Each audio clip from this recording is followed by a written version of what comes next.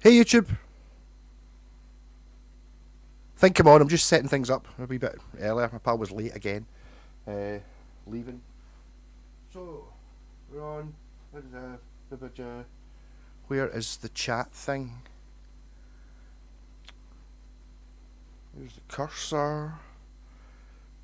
Hey Thomas! That implies it's working. See, I've put the chat thing in the actual screen now. I don't know whether that's a good idea or not, but I can't get the screen to be square. I'm looking for that, which means I've got a thing I can type in. Live chat. Is that going to work? It works! Yay! Where's rocking? Right, bass.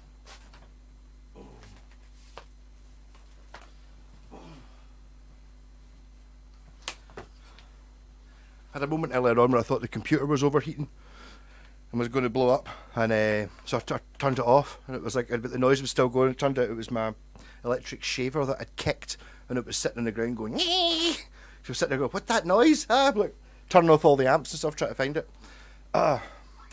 Camouflage today, yeah. Well, it's hot. It's really hot. It's going to be a low energy stream. At least that's the plan. It's not hot very often here in Scotland. That's coming through quite loud, isn't it? I'll turn it down a wee bit.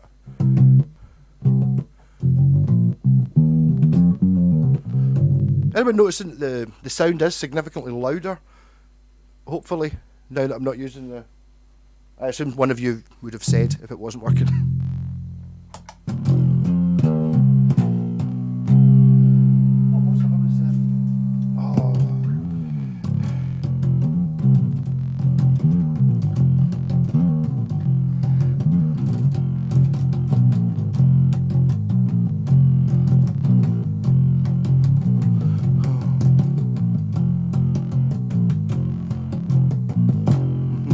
Hey, Mr. Right Steak, how's it going? In my victory house. Alex. Yeah, how good is that? The thing is, I met Jen at the car boot sale this morning. She's happy. There's that. She was said, "There's that badge thing you said you wanted," and I don't remember. I think she must have got it in a job lot or something. And I was like, brilliant, and it's like, cool, Creedence Clearwater, not a Creedence Clearwater. Fedin Claire Vaffer. It wasn't until I'd put it on the the wall, I was looking at it thinking, it doesn't really look like the band, and then I started reading it, and it's like, if you go back and look at it, it's like, it's one of those Escher things, you know, when you've got like, or the impossible triangle thing. I can't remember who did that, and it's like your brain wants to make sense of it. It's kind of, your brain wants that to say revival at the bottom. It just doesn't. It's like, doesn't even have half the letters, and it's just like, you can't see it, but there you go. Yeah. AVF. Yeah, sorry, I was playing something. I was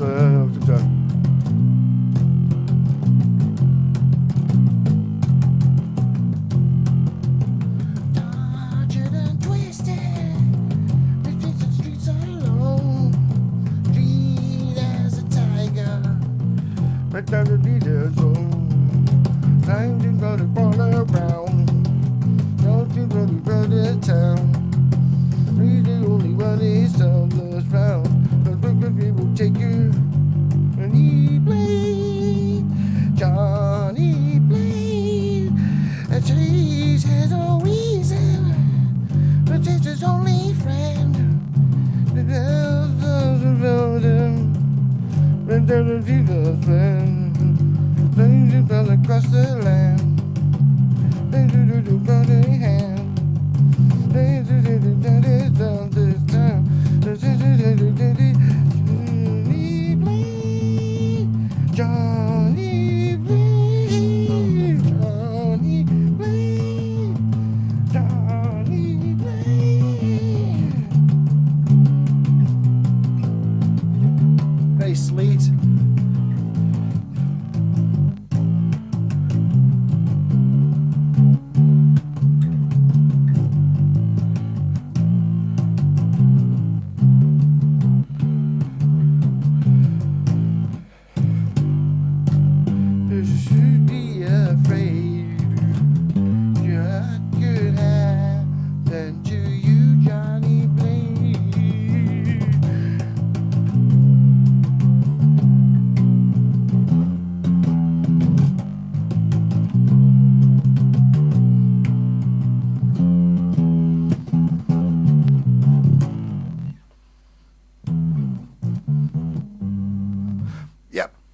Sorry, I had to get my way through that.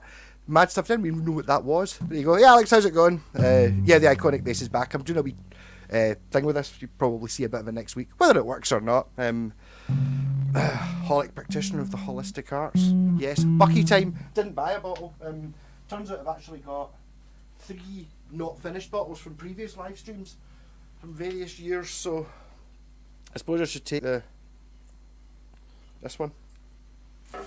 So you shouldn't mix your numbers, but I'm doing it. Nice intro, yeah.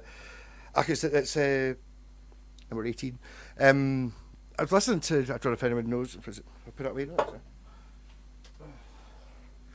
Never Say Die, Black Sabbath album, and I thought it's got a couple of crap songs at the end on it, and I've never really listened to, well, basically playing Johnny Blade, never really noticed how it's totally a commercial thing. It's kind of almost somewhere between Black Sabbath. They're very progressive, as in every album you can see that it came from the one before. It all makes sense up to Technical Ecstasy. It's like that's where they were going from the start. It always made sense, and this one is just suddenly a bit weird because it's got some of the Technical Ecstasy, like the musicianship in it, but not the sound. It's kind of bizarre. And then I realised it's actually, I wonder if Ozzy had an awful lot more input in it to try and make it a bit more commercially pop music, because it kind of sounds as it's going in the direction of like the Blizzard of Oz album. And then obviously Sabbath, when they came back, they Dio, and they didn't go in that direction. They stopped going in that direction. To be honest, they kind of, the thing with the Dio thing was amazing, but it's not the same. Jen's favourite drink. Oh, that was, I wasn't, I don't know. I got too drunk that night. It was like someone else talking. I didn't. This is quite good because I've got to talk. I can't leave dead air, which means I don't just sit and drink. Whereas because she was talking, I was just like, nah. It's like, have a drink of my Coke. Yeah, do you want a drink of Coke? And she's like, do you even fucking open the bottle? She believed that I was like, yeah, I'm drinking Coke even though I'm sitting with the bottle. Anyway, cheers.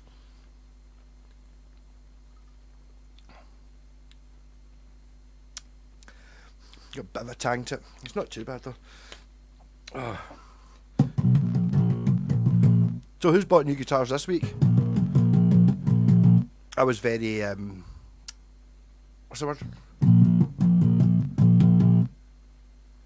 I was restrained this morning at the car boot sale. There was a guy who Jen knows. I've talked to him a couple of times before. I ended up talking to him for about an hour or half an hour, just about people buying guitars and how they're all bastards. But he had, there's some shit ones in the back. He's at a car boot sale selling, or they sold Jen a Mexican telly, and he had like an American Strat for, I don't know, was it 7 or 8 good prices, but I mean still 700 or 800 quid, you know, and a Les Paul for, I don't know, whatever it was, $1,000 or whatever. And it seemed sort of strange ones, and he had crap ones. I was like, oh, I'll look at the crap ones, and it was just, there was only a tenner for Strats, and he had about 6 of them in bags, and I looked through all the bags, and it was just, if there'd been an Encore I would have taken it, but they're not. It's not worth. I was looking at, it's like the idea of going on, I could basically go in and buy 5 guitars for 50 quid, and then I suppose make them all play, and then, but they're just not worth the effort.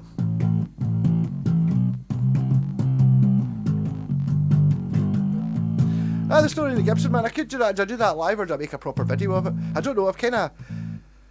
I've not managed to clean it. Anyone know how do you clean nitrocellulose? It's like, it's really annoying. I remember having the same problem with my EBO. Oh, you can't even see what that camera was looking at anyway. It's manky. And it's like, when you kind of try and clean it, it's almost like it's got sticker residue on it, and it just moves that sticky bit around. It's kind of bizarre. But I'm still not 100% what the story is going to be with that guitar.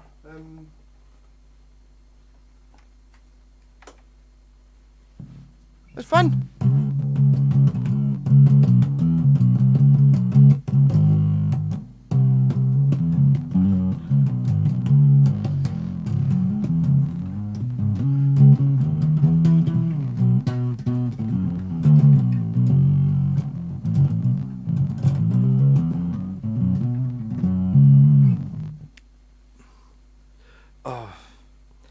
Naphtha.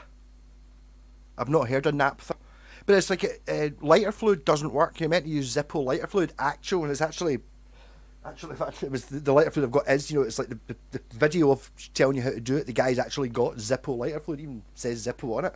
And it's like, I think it's just, I've just got too much dirt. It's not like, I don't know, I just think it's just dirt.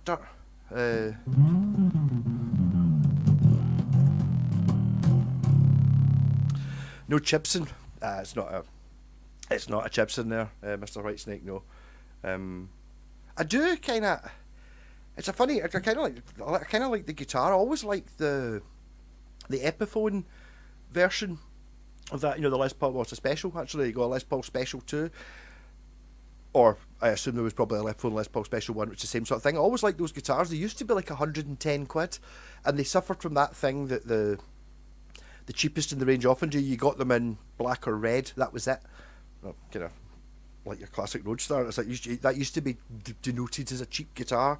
You'd have to buy a couple up the range before you got any other option other than black or red, maybe white.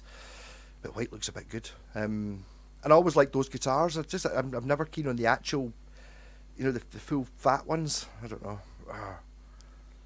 Mint shape. Can you not see my comments? You just ignore me, which is fine. What are you saying? Oh no, sorry. I think the timing could. I'm wondering if you can see what time I'm seeing that. I'm not ignoring you. No, how sorry. I was just picked out just the older Strat this week, an 83 with 2 knobs. The third would be the jack. Oh, it's kind of like the Roadster. That might be from the similar era. Sorry, Ben. No, I don't think. I think. See, I think all your comments come up at the same time, or maybe I didn't see them. I don't know.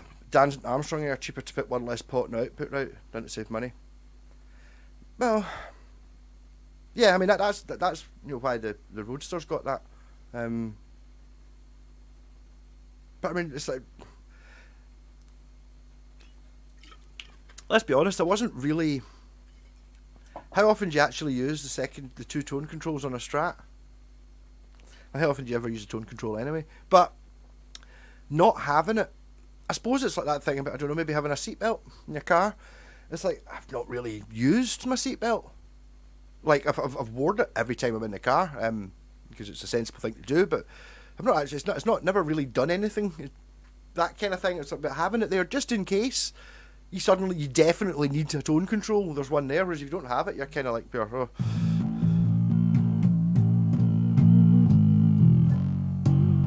Yeah, so is that an actual Fender Dan Armstrong era? I don't know, Dan. Who is it? Somebody's got a similar name to Dan Armstrong that I get mixed up with, I think. I don't know. It's like, I suppose the reason I kind of got into the Japanese guitars and stuff is because they're basically cheaper and I can afford them. More likely, there's possibilities of picking these things up for, it doesn't happen anymore, 100 quid type thing. It was just you're not going to be picking up American Strats for 100 quid. So I just don't really know that much about them. But 1982, I bet you it's good. Need the tone control to do American Women tone? No. So, but do you? Because you've got a tone control. It's just you need the separate tone control. I was thinking about this the other day. When you put a tone control on a circuit, that's with Strat's a bit different because it actually disconnects the tone control. But yeah, when you're not using it.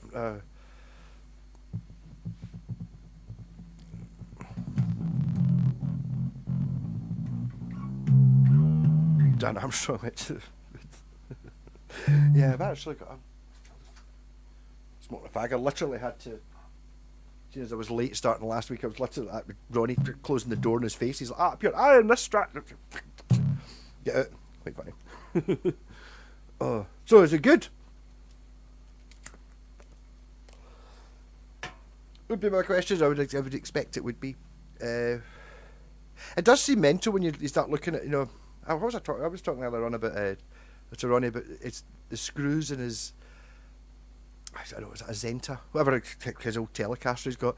Like the screws are all rusty and falling out. I think it's one of those things that, see, when you're building the cheapest guitar, it's maybe, I was thinking, it's that the plywood somehow reacts with the screws. I think it's literally, if you're trying to build the cheapest guitar you can, you will save a penny per guitar by putting in the shitter screws. And I think this kind of just comes down to that. Whatever is just kind of costed down to fuck all.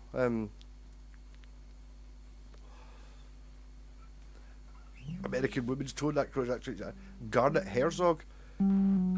It's Garnet Herzog's one of those ones that's got a name I approve of, even though I don't know what it is. American Woman's like ooh. I don't know. I've never really. For right now, I can't even think of who does this fucking song. Is it the Guess Who? Something like that.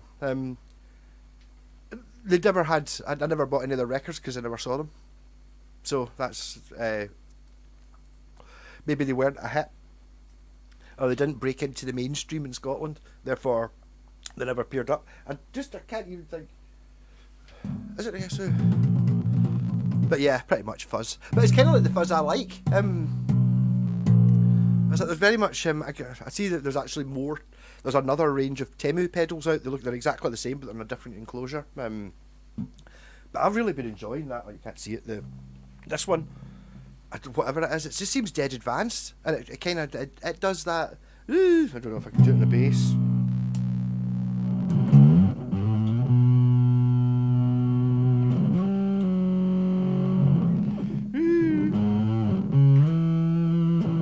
Nah, maybe not.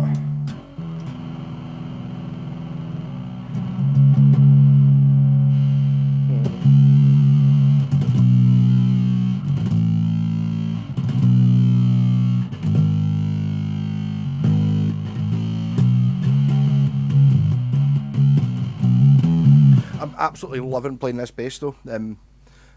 It's really good.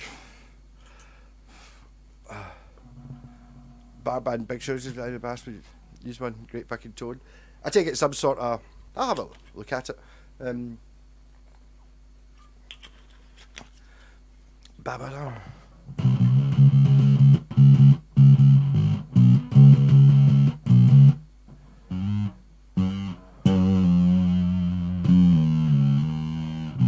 See, I've got the. I don't know the song well enough. I've got the riff for. Is it Burning in the Midnight Lamp? In my head.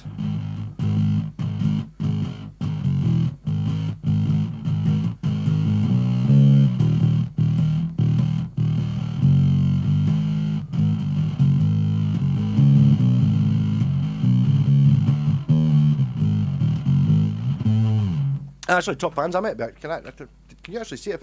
You can see what I'm looking at. Oh, there you go. I forgot as I can say. It says Tom. He's off. I know, Mr. I see. Never got there. That's right. Yeah, you can actually see me typing. Fucking advanced technology, isn't it? Wow. But still, then it's not. I actually did pick up a bigger TV to put up there. I just can't be bothered putting it in. Hey, Irish Stew, a story. Ozzy and Charm are going to Switzerland for one last time. Oh, I did. I know. I saw a reaction from one of the daughters, and she's like, "Why the fuck are people blah blah blah?" This, it was done for a publicity stunt. It's AI. It's out of context and all that stuff. So I don't know. I did. I mean, I did. I keep seeing. I'm not sure. I don't know how. Yeah. I'll just drink more bucky. It's so hot. I should really go and get my solitary can of cider that's been there for about 2 months. Yes, it was Guess Who. Yes. Hey, Dave.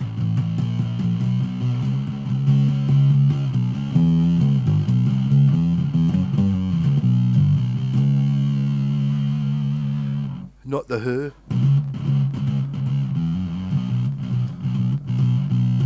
I should really start listening to the Who again. I've not listened to the Who for ages.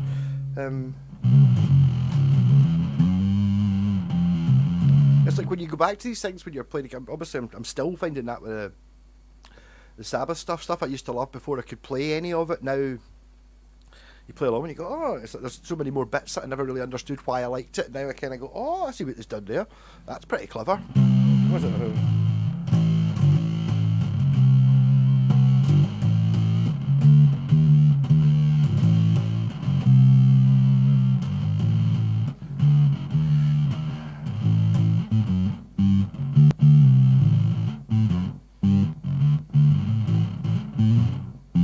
So I mean that's like and that's Sabbath. Do you keep your bucket? I do not. No. To be honest, I probably should have. I don't know. I'm a bit too classy. It's like bucky is a red wine. A red wine. It's a wine. So it should be served at room temperature. I suppose it should be in slightly colder than this. I'll say the rest are dead at CI, man. Well, possibly. It's not an AI Bill Ward though. Bill Ward's, I don't know. I haven't actually watched a good quality thing of the video, but Bill Ward's drums are mental. He's just jamming. That is, he's maybe not played Sabbath for 20 years, and he's now how we would do it differently, kind of thing. It's quite funny. 190 bottles of bucky. Well, I mean, how many live streams have I done? There's 200 live streams. I've pretty much had a bottle of bucky in most of them, probably. 150 anyway. Maybe not 150, but 190 bottles, but 190 getting pissed on bucky sessions, even though it might only be half a bottle or 2/3 of a bottle. Hey, Voodoo Highway, yeah, man. Yourself?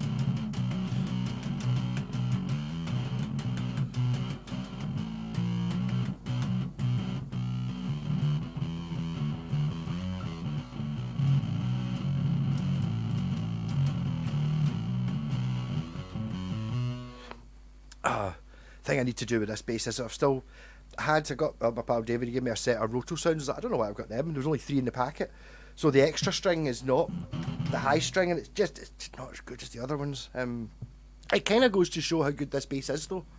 The fact that I'm noticing that one of the strings isn't as good, and it's not a shit string.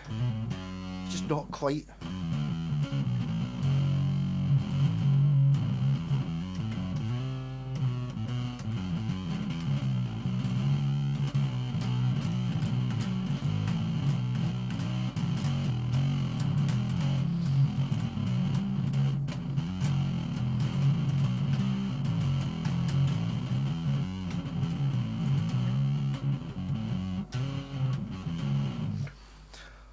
Oh, hey Scott, how's it going? Sorry, I've gotten a wee bit it's getting hot. I mean, you can see the sweat building up. I might need to go and get a wet flannel from the sink.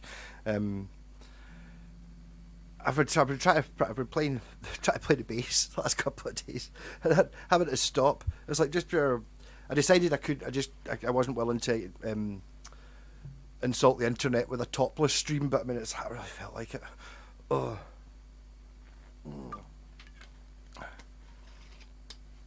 Okay, I've got normal chat on my right of my screen and half your room showing in the chat as well. What?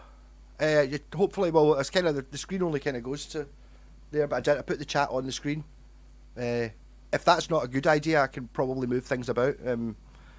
I just figured it's either that or it's dead space. Really?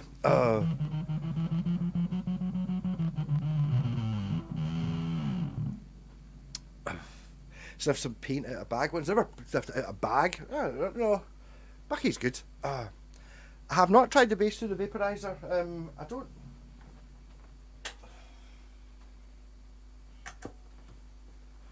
It didn't take much setting up. I suppose it'll be played through 2. It does have a fuzz on it. Give it a second to turn on. Oh, I can hear it coming on. So, Fender clean, I suppose.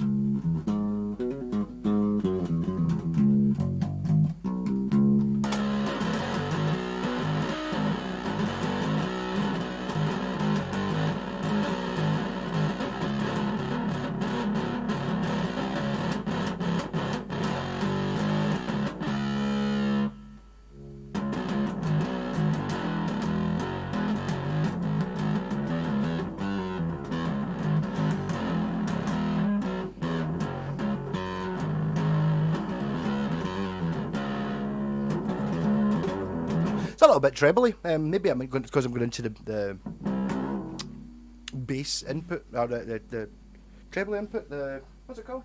Bright inputs words.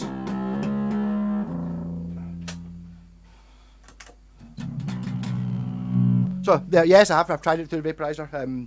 The problem is the wee rolling bass amp has sneaky things going on which I really like. It's got cheat things because it's like a modelling amp, and it doesn't have the same presence. It kind of fakes it somehow. I don't know. It sounds really good. I think it records really well, and it is a processed thing, but I like it. Turn off the fan. Fancy record. Oh, I've got the fan.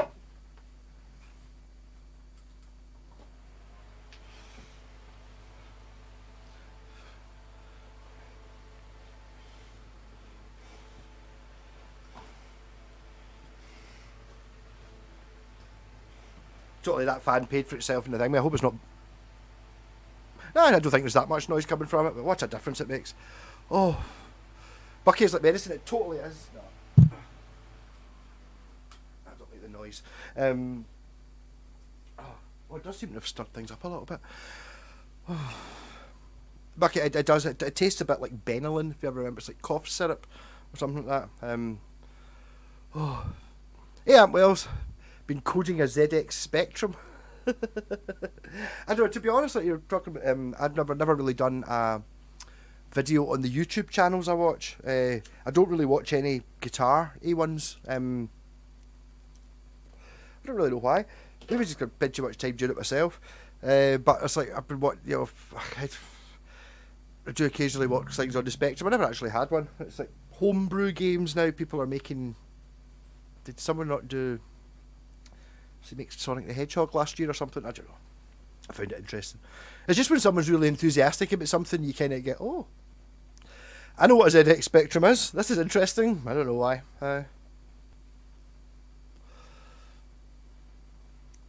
Yeah, Alexandra, I missed it last week. I was in South Wales, a village called Digsby. Go and try and pronounce it. Is it not just Digsby? I don't know. I've never heard of it. But I mean, the thing was, I know that C.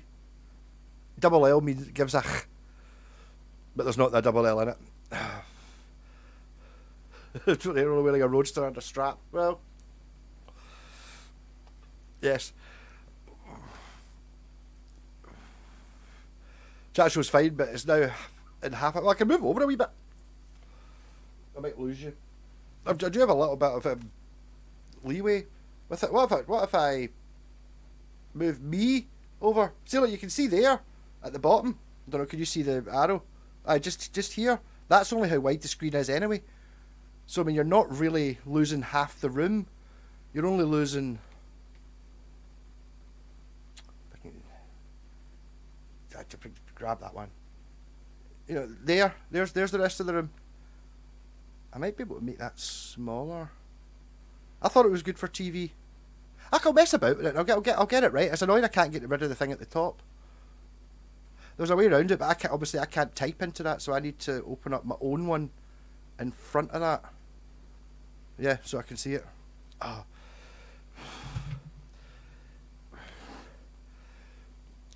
And Isabel, I don't think that was actually that far off what I said, just by going to oh.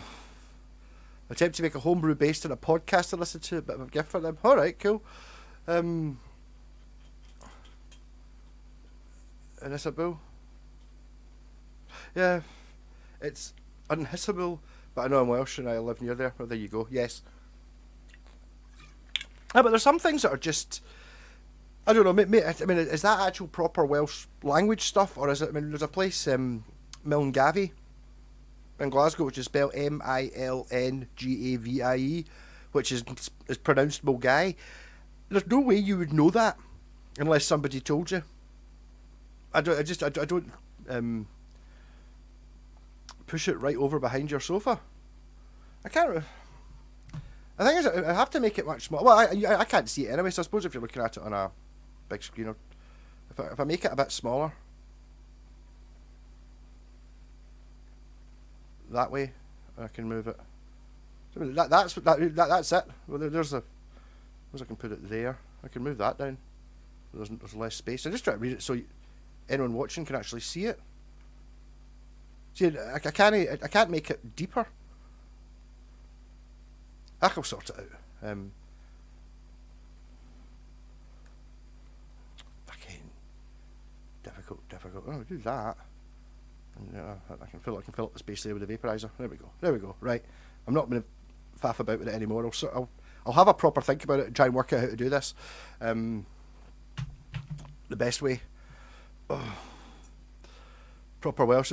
That Blue Beauty I pick up. Turns out it's made of ash with a maple cap. No wonder it's as heavy as. All right, was it a Gould? Did you say? Was that a Gould? No, it was another brand I'm aware of. Oh, I can't remember. Oh, is that a band Zardoz, a 3-piece set with appropriate costumes? Yes, I can picture it. It's cowboy boots and orange pants, isn't it? Oh. England women just scored a penalty against Wales in the Euros. Oh, is that football? I just don't know.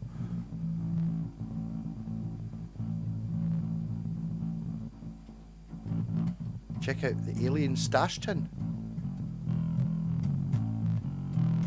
I Gold Wolfgang copy. Yes, I had one of them before. I might not have mentioned this. I had one of them. It was it turned it into the Bucky Halen, something like that, and it had it's got the headstock. Well, the one I had the headstock, like kind of looked like a bottle opener. I turned it into actually be a bottle opener,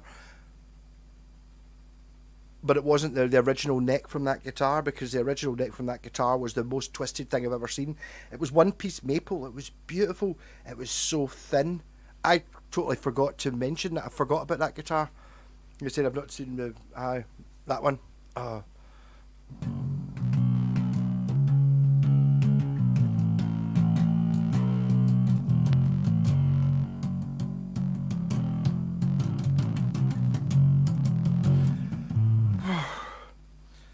So who's tried to buy ice lollies recently?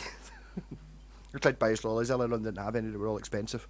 I thought, surely you can get them. They should be like 20 pence each, because that's what ice creams are, but no. And they've just sold out of them. Oh my god, it's hot. I'm really going to have to do something. Smoking and drinking bucky doesn't seem to be cooling me down very much.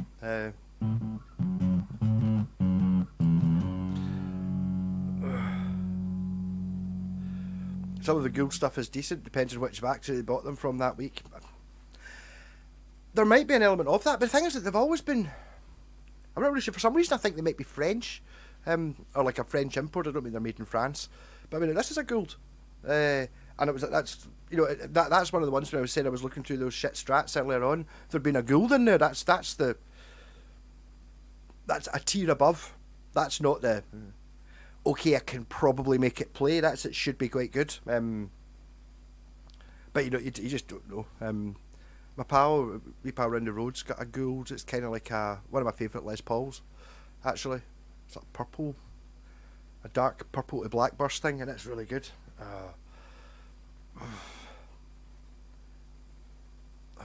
White Gould Les Paul was a bag of shite, possibly. I don't know. No, it was an Axel one I had. I had an Axel one once, and it was fucking brilliant. The only thing was, it was like the bottom horn didn't look anything like a Les Paul. It kind of just went like that. But it was like a white Les Paul custom, and it was fantastic. What are you doing to that Gibson that's not been used for years? I'm trying to clean it and set it up. When you're saying what am I doing with it, it's a kind of grey area. I am currently its custodian, but I'll work out what I'm going to do with it once I've got it working. But yeah, it's a reissue. A 55 Les Paul Special from 1974. Pretty cool. They're a Barnes and Mullins brand, from what I heard. Alright, would that just be like your JHS or Stag, sort of importy company, retailer type thing? Don't know.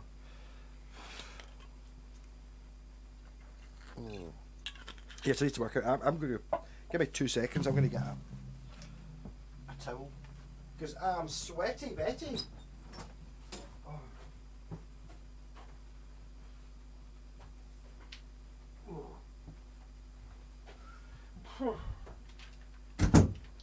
Aye. Shower after the stream tonight, I think. Made worse by the fact I've got to close that window. Yes, you've got a Gould LP, Alexander. Yeah, so, but is yours a full-on Les Paul? Is yours the same? Did I obviously I must have mentioned the wee pal around the corner who's got the purple one? Is it the same one as that? I can't remember. Oh no, the photo we gave Chapman. Is it you that? Someone's told me about that before. That Gould and Chapman were somehow connected. Right. I suppose they just Gould maybe wasn't a good enough name. I can see how Chapman. I mean, a certain level of amount of Chapman's popularity is him. You know what I mean? His popularity from the Andersons videos and stuff like that. Maybe a bit. I think now they're kind of established. It's one of those companies used to. I don't know whether they'll keep going. Big for a bit, but the thing is, I suppose it. But it's one of those things like things like I've got a brand like Westone, which are obviously gone. They are well known for being good quality guitars. I think Chapman's are the same. They are good guitars. I don't think anyone's saying, "Oh, I don't buy Chapman's. They're pure shit." I think it's like I don't like Chapman's because I don't like him. Or I don't like the look of them. I don't really like the look of them that much, but it's just like a sort of style thing. I don't know. But then again, would I want a copy of a Strat? Just like, how can you make something that's different but not too different? I don't know. Kind of weird. Oh. Because obviously, if you're going to make what guitars do I like least? Black Strats. If you were asking me to start a guitar company, what guitar should you make here? I'm going to say, well, you've got to make the Black Strat because that's the one everyone will buy, even though they're shit second hand. I just wish there were tellies. I mean, the things to see all those Black Strats I was looking at earlier on this morning. If they were, if they'd all been the same quality, like Gear for Music, blah blah blah, but Telecaster would have bought the lot.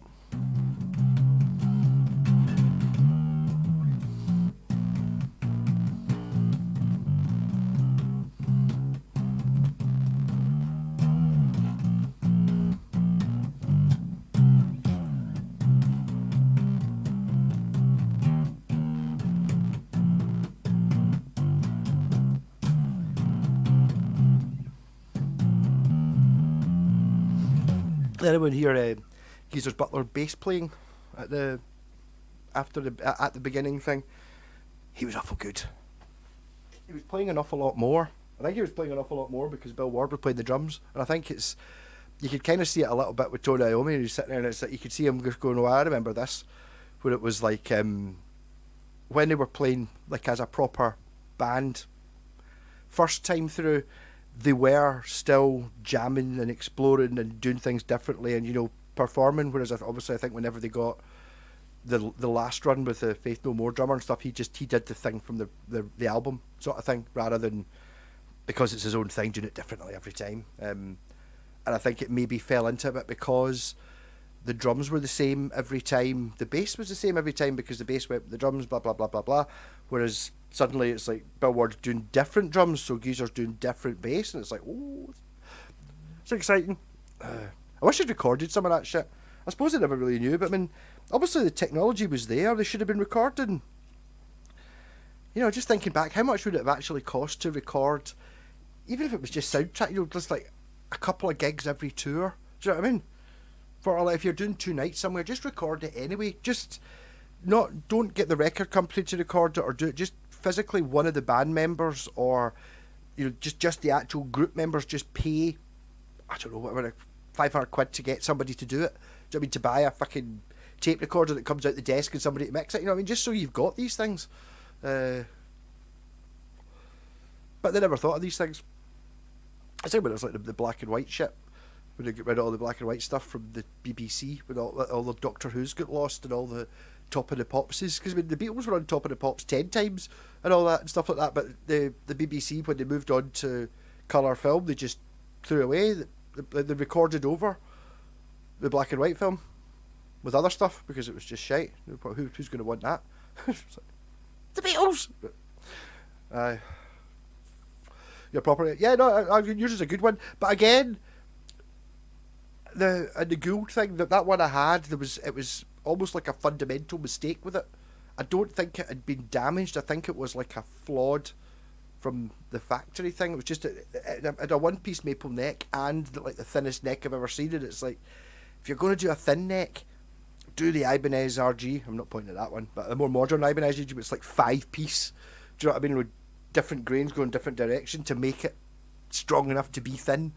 Even like a rosewood board and a 2-piece, so you got like a 1-piece maple neck with a rosewood board on it, is stiffer than just the maple, because at least the grain is not going to have it's going to have different twisting things that it wants to do. No, but your Gould is a good Gould. I'm still proudly brandishing this one as Gould. I think they're, I don't know, I'm going to say I think they're Korean, but it depends. They recorded over a lot of it, possibly, yeah. But there are a lot of Frank Zappa stuff. Oh. A bag of a Supro Delta King 12 combo, because Mark's in the back. Does that have one of them? Is that kind of not entirely 100 miles away from the vaporizer kind of thing? I'm sure I had a Supro. My pal Ian's got one. What did you say? It was a 12 what? I mean, it's a fucking... Is it basically the same as that? It kind of sounds like it will be. I'm sure it had a tremolo in it. And again, very similar thing.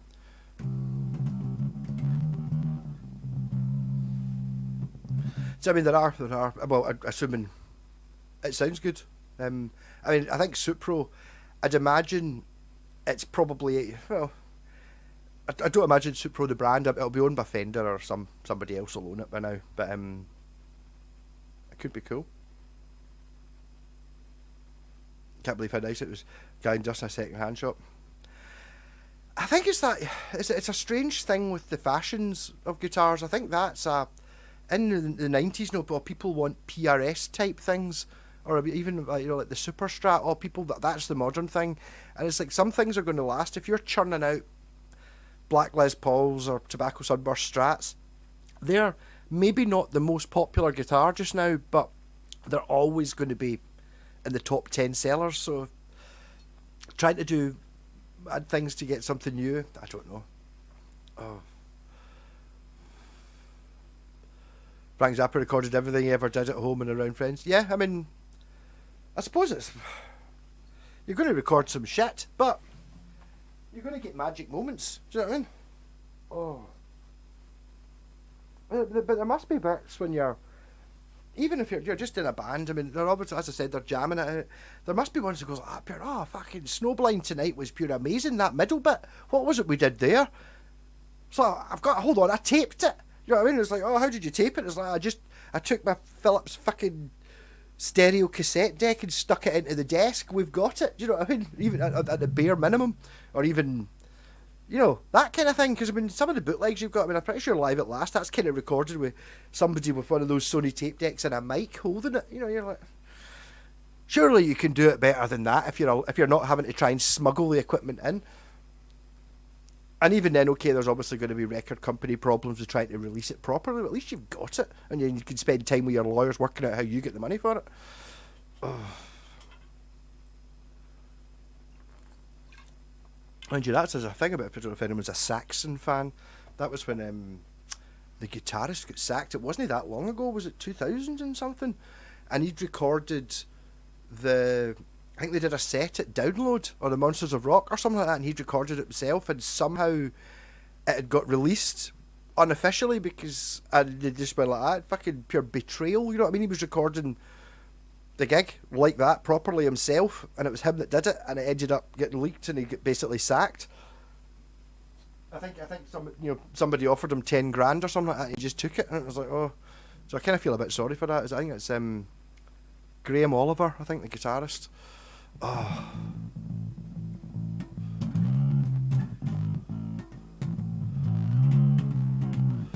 Graham Oliver was the original guy who Spinal Tap copied when he falls over backwards when he's playing a solo.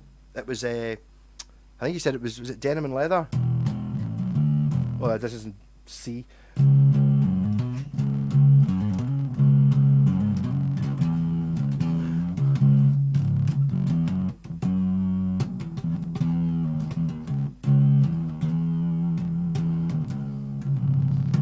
But it was that, and he came out, and then basically as soon as he started doing his lead bit, he slipped and fell on his arse, and because it was only him and the drums, he had to keep playing it, so he had to basically wait until the rest of the band came in and then stand up. He just had to play it lying down because he'd just fallen on his arse and just kept playing. So there you go.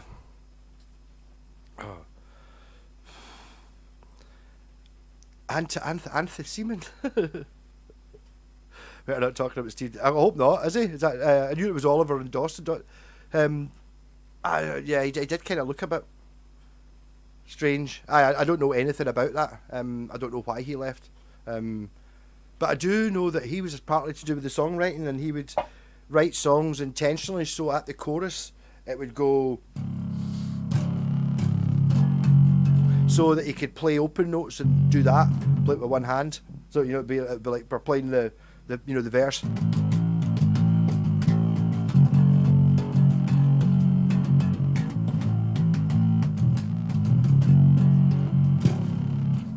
Which is good fun. It's good fun having the open E, or even the open A, but the E's the best one. It's a bit shit in open C, but I mean, if you're a bass player and you've never really fully embraced the lower string, it's fucking great. Just being able to go, and when you play it, you can't just go. You got to go.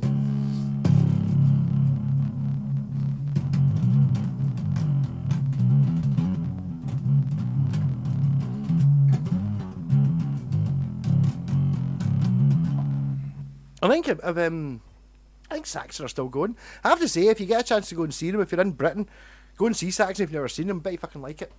They were really good. I've seen them a few times. I think the guitarist left.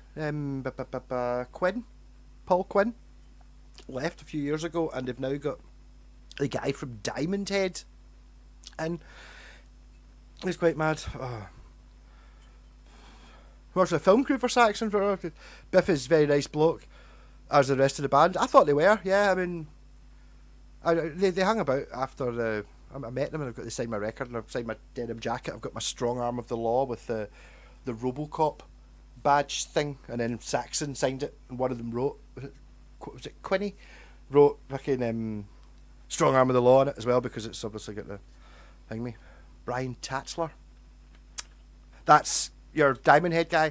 It's like, the thing is, not being horrible to the guy, but you can kind of recognise his face. He's got a distinctive look. I did actually see Diamond Head supporting somebody in the ABC, the same place as Saxon. Were they supporting Saxon?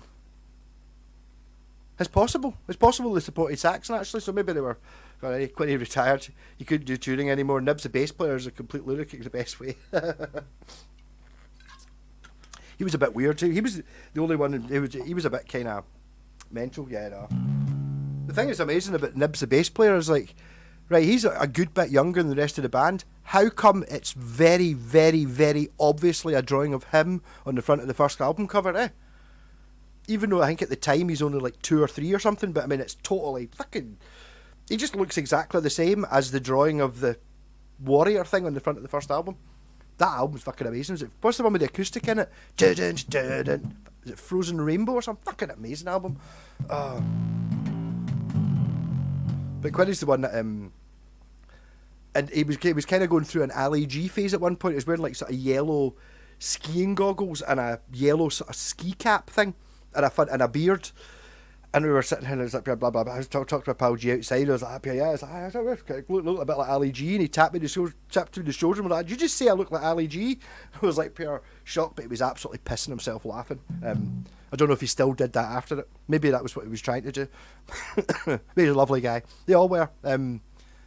Douglas, the guitarist, Doug Scarrett, he's fucking brilliant as well. So is Biff. They were all. If you're going to be in a band for that amount of time, you can't all be arseholes. You know what I mean? Frank wouldn't play unless it was being recorded as his private vaults. The guy from Bill and Ted was allowed access to them, but Frank's wife, to make that brilliant film, sadly she died. What? Was there a film? I don't know. But you say the guy from Bill and Ted? Oh, I don't know. I got drunk while playing ping pong with me in a residential shoot he was playing. Right, okay. Kind of was wearing the Ali G stuff when I first met him. He's a cracking sense of humour. Yeah, no, they seem good fun. The Quinny thing was, I'm pretty sure somebody there called him that. I can't remember. But it was brilliant the way it was. That whole thing came out and they're just proper and they were all just fucking brand new like that. Yeah, we're here. I don't know, fucking, how's it going? Not and just so relaxed with it, just dealing with their sort of people. Do you know what I mean? Folk with denim jackets on and shit like that. They're not dealing with paparazzi or nutters. They're just dealing with proper metalheads who are obviously a bit mad into it. But I don't know, they're brilliant.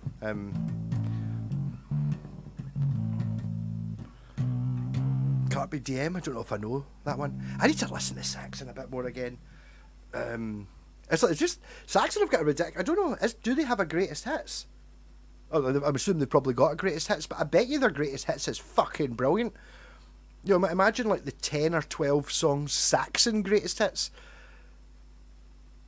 I'm trying to think if I've got. I don't think there is one.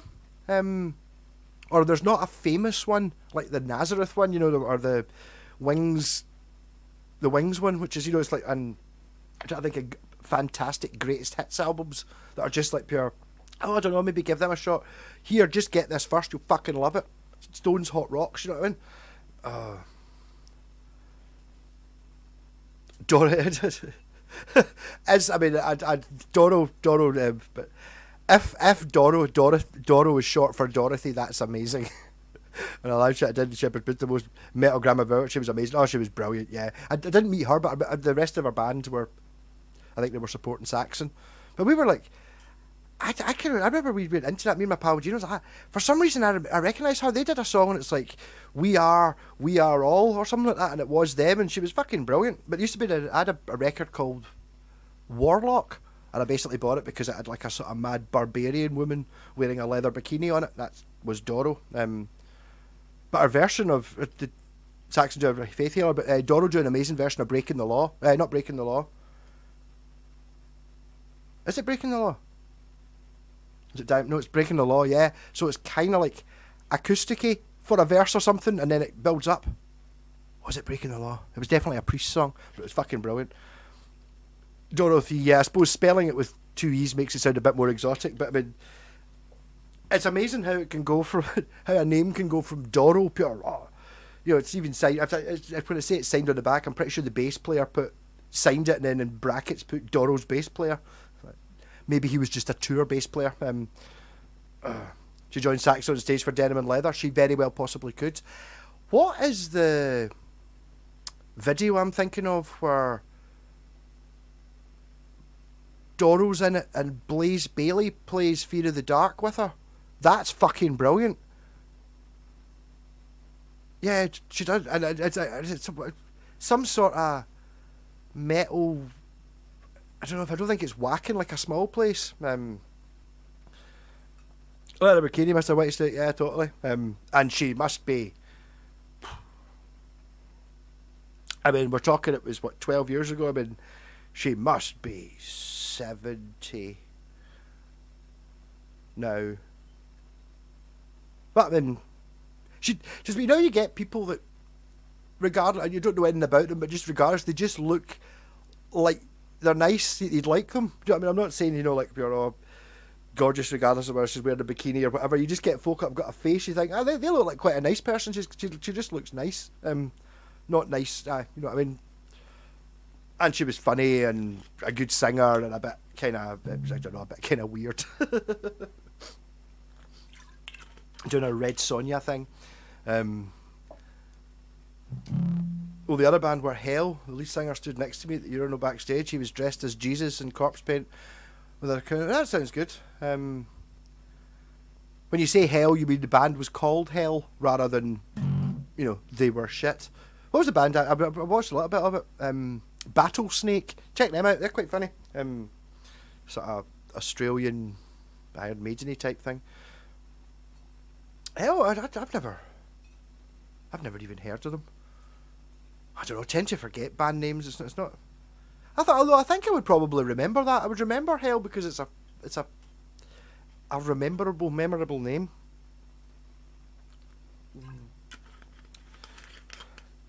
But no, but that's kind of, see when you look at like the Download Festival for, like Download's like a sort of franchise. I think there's maybe 3 or 4 of them in Europe or other like Europe heavy metal festivals. in Germany and Spain and all that, they've all got Manowar and Saxon and Priest, all these bands and Diamond Head, you know, well, maybe not Diamond Head anymore, but you know, shit like that going on. Like they've got some sort of respect, whereas none of them ever play at Download. You will get Iron Maiden, but there's none of the anything but the top headliners. They don't put on bands during the day. It's kind of bizarre.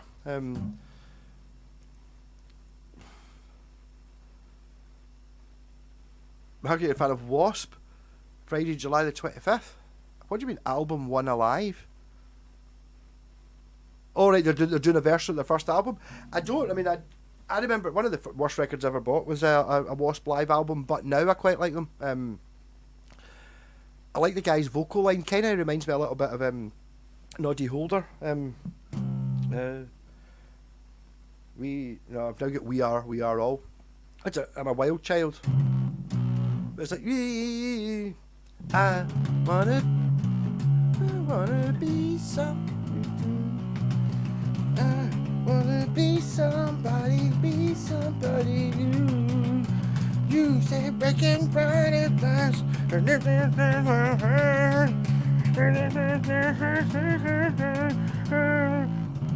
Yeah, I don't know, but yeah, to be honest, I would go and see them.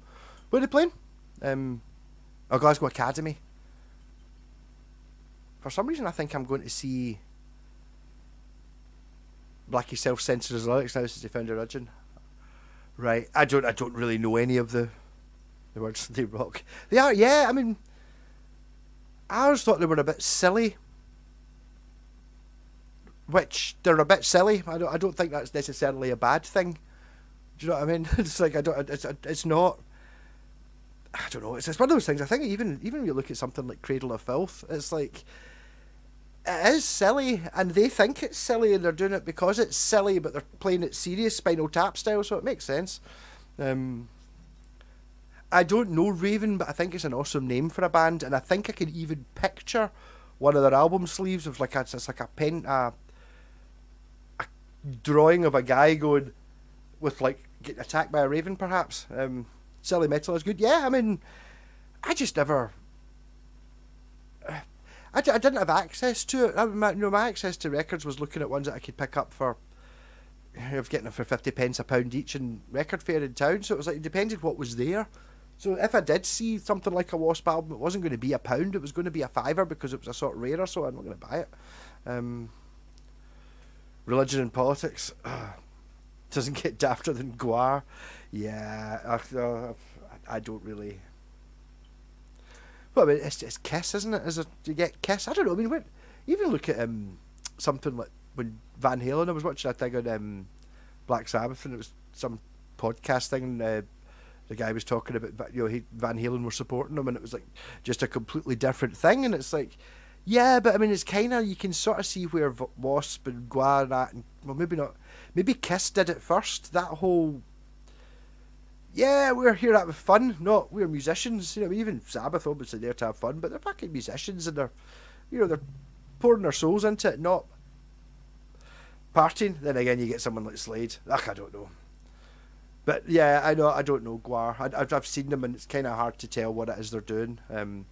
I've seen there's a girl in Gwar with big massive rubber boobs, and she squeezes them, and blood comes out her nipples. It's like. I've got a funny feeling we missed them. I think they played at Download maybe about 2 years ago, and I didn't go. Should have got to see them. I'm sure it would have been funny.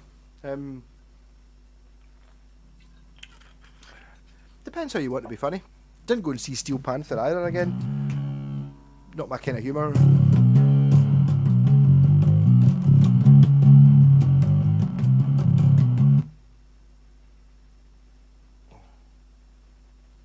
The stream's bitrate is lower than the recommended bitrate.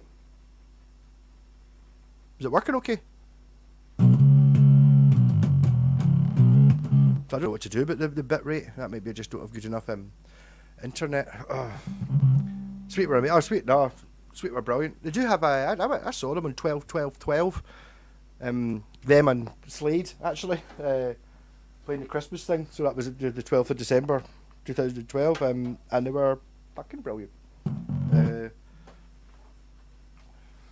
Andy Scott doing the high vocals. Oh. Then the blood squirts over the audience. I can imagine. But I don't know. I haven't heard anything about the Oasis gig. Was it good? Or is it maybe just because I would never click on anything to read? I wonder if they did well, or whether it really mattered whether they did well, or how many folk got stabbed at it. That's, the thing about it's like going to a Gwar concert. I can imagine it's fucking hilarious. You know what I mean? You're not going to have an awful lot of serious people or angry people at a Gwar concert. You're going to have folk pissing themselves laughing. And the folk who are right into it, pissing themselves laughing and dressed up like them. Oh. Oh. Oh. Your comment was removed. What, did you make a comment? I didn't remove it. There is an automatic thingy which I saw. Moderator. I don't know, maybe it doesn't let you use the F word or something. Oh. I need to. I suppose now I've got the chance. I don't really know Love Is Like Oxygen, but that band Cranking House I joined. The reason I joined it was because we were going to do the song "Set Me Free," and it's like one of those songs that you hear, and within 20 seconds of it being on, it was like pure. This is fucking amazing. What's this? But Love Is Like Oxygen's not on the record I've got, but now I've got YouTube. I should be able to look it up. I know bits of it, but I don't know if I've ever heard the whole song, or I don't have the album with it on it. Andy Scott must be the original. Yes, I think he was the only original member left when I saw him, and that was 13 years ago. The wee drummer was hilarious. They had great. The drummer had a great drum riser, which had like Marshall speakers on it, but it was just a curtain. And I think they had curtains behind their amps, so they had a curtain that basically just looked like a 2 4x12s with a Marshall cab on it, but their actual amp was just sitting next to it. That was quite cool. The album was level-headed. They did do, and that was the thing. You don't realise it. So I mean, you kind of it's like the problem with the Sweet was they were a pure super bubblegum pop band. And then they wanted to be serious because they were serious musicians. I don't think they necessarily did that well because the bubblegum pop brand thing kind of ruined it. They were never going to be a Zeppelin or a Sabbath, which they kind of could have been, or even a Mott the Hoople or a Bowie or that kind of thing. They could have done that. Coulda, shoulda, didn't because of the thing. But Wigwam Bam, the place went mental. It was all these old folk going, Wigwam Bam, going. It was a massive hit. Everyone was singing. It's like, all right. I wasn't there, so I don't know if it got huge radio play or if it was popular really, I mean, obviously I know it's on the greatest hits, but hey Sloaney, how's it going?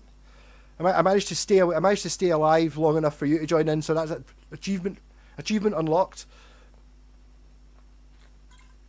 Have you ever seen the John Birch guitar they had made to promote Little Willie? No, but I know what I would have made it look like.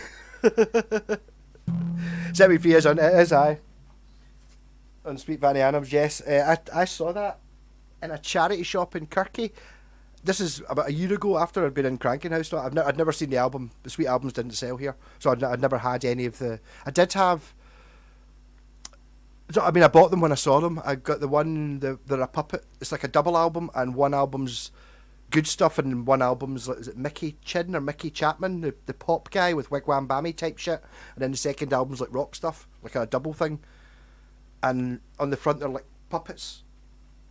It's called something puppet or something like that. But that was great. I know I saw Sweet Fanny Adams. I was like, oh, there's that Sweet song. It was fucking 25 quid, and it was fucked. Like, this is a charity shop. Do you know what I mean? Yeah, he's obviously googled it and gone, oh, mint condition, it's worth 25 quid. And it's like, well, it doesn't have the paper sleeve, and it's like it's ripped and it's a bit scratchy, but no. Somebody bought it, it's not there anymore. Oh. My little boy's in trouble. The other F word, the one, not fuck, the bad one. Oh no.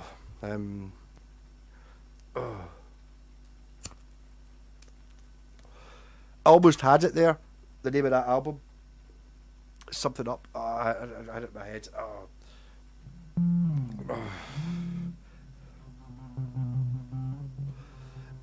But I mean, to be totally honest, I don't know if I know it, but I do know I must have bought a DVD at one point.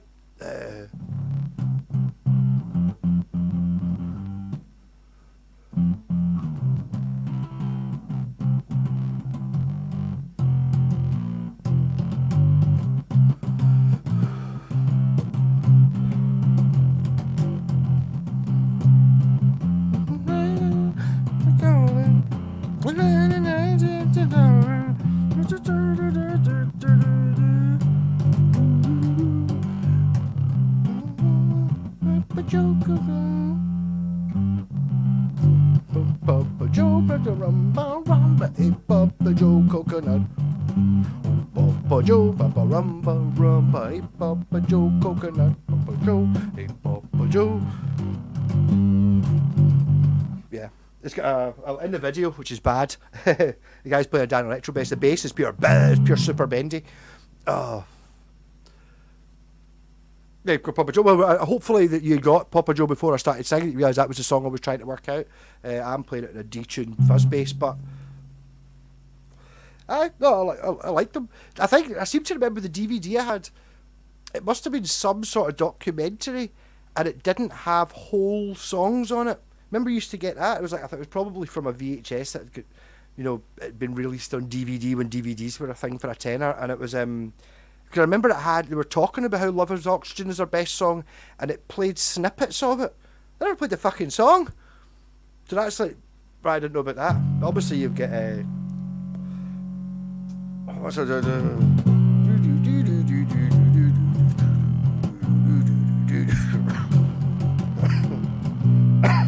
But it's how many frets up?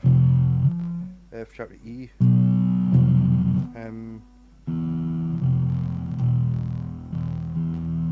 Is that an E? Hold on.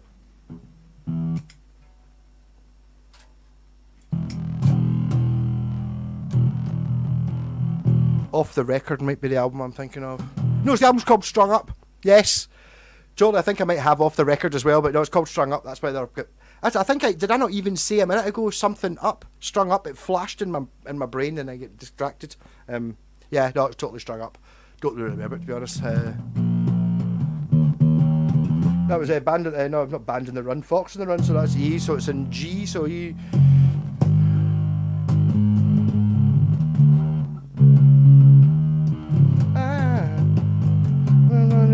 No, I can't remember it. I'm sure I used to be able to play it. If I was playing it on the guitar or I was playing it in normal tune, I'd probably get it. Sure, it's the same as Do Ya.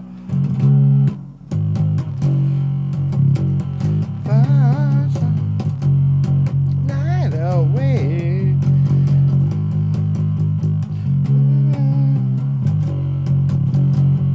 Everybody comes up there. Nope. Oh. Hello, is this a channel where you learn to mangle? Yes. Well, I don't know. I think, to be honest, if you try to do too much learning, you're not going to do any proper mangling. You've got to really go for it mental first. You can watch me mangle guitars and see how not to do it. So basically watch me do it and then do it another way. But yeah, it's an idea. Generally you have to be drunk to... Not the Good Sweet. Nicky Chin, Mike Chapman. That's the one I'm thinking of. Because there was lots of Wigwam Bam and Rumba Rumba, A Papa Jones, or not Coco Bobo, and a Biff Baff Bush, and a Zip Zap Zoop, and things like that. But I think there was a thing where the singer was the brother of Mark McManus who played Taggart.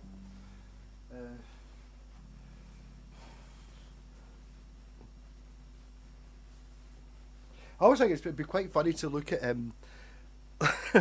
don't know, if you compare like the Sweet in their most glammed up and then compare them to like, I don't know, like your Motley Crue or your Poison, just how different they are. Do you know what I mean? It's like basically Motley Crue or Poison, it's like, alright, I slightly offended. It's like the Sweet, you look at them and go, fuck's sake, I'm going to get my arse kicked any second if I laugh at them. It's like pure, I'm wearing a pink shirt, fuck you. You want battered? It's like that kind of, yeah.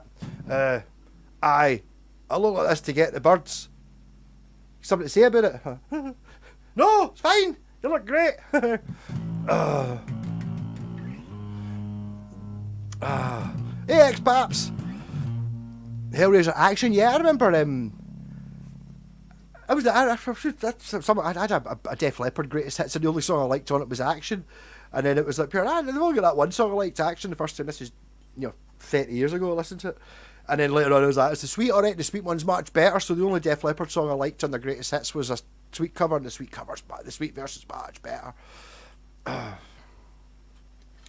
fuzz pedal on the dashboard, the dashboard of the car. Oh, there you go.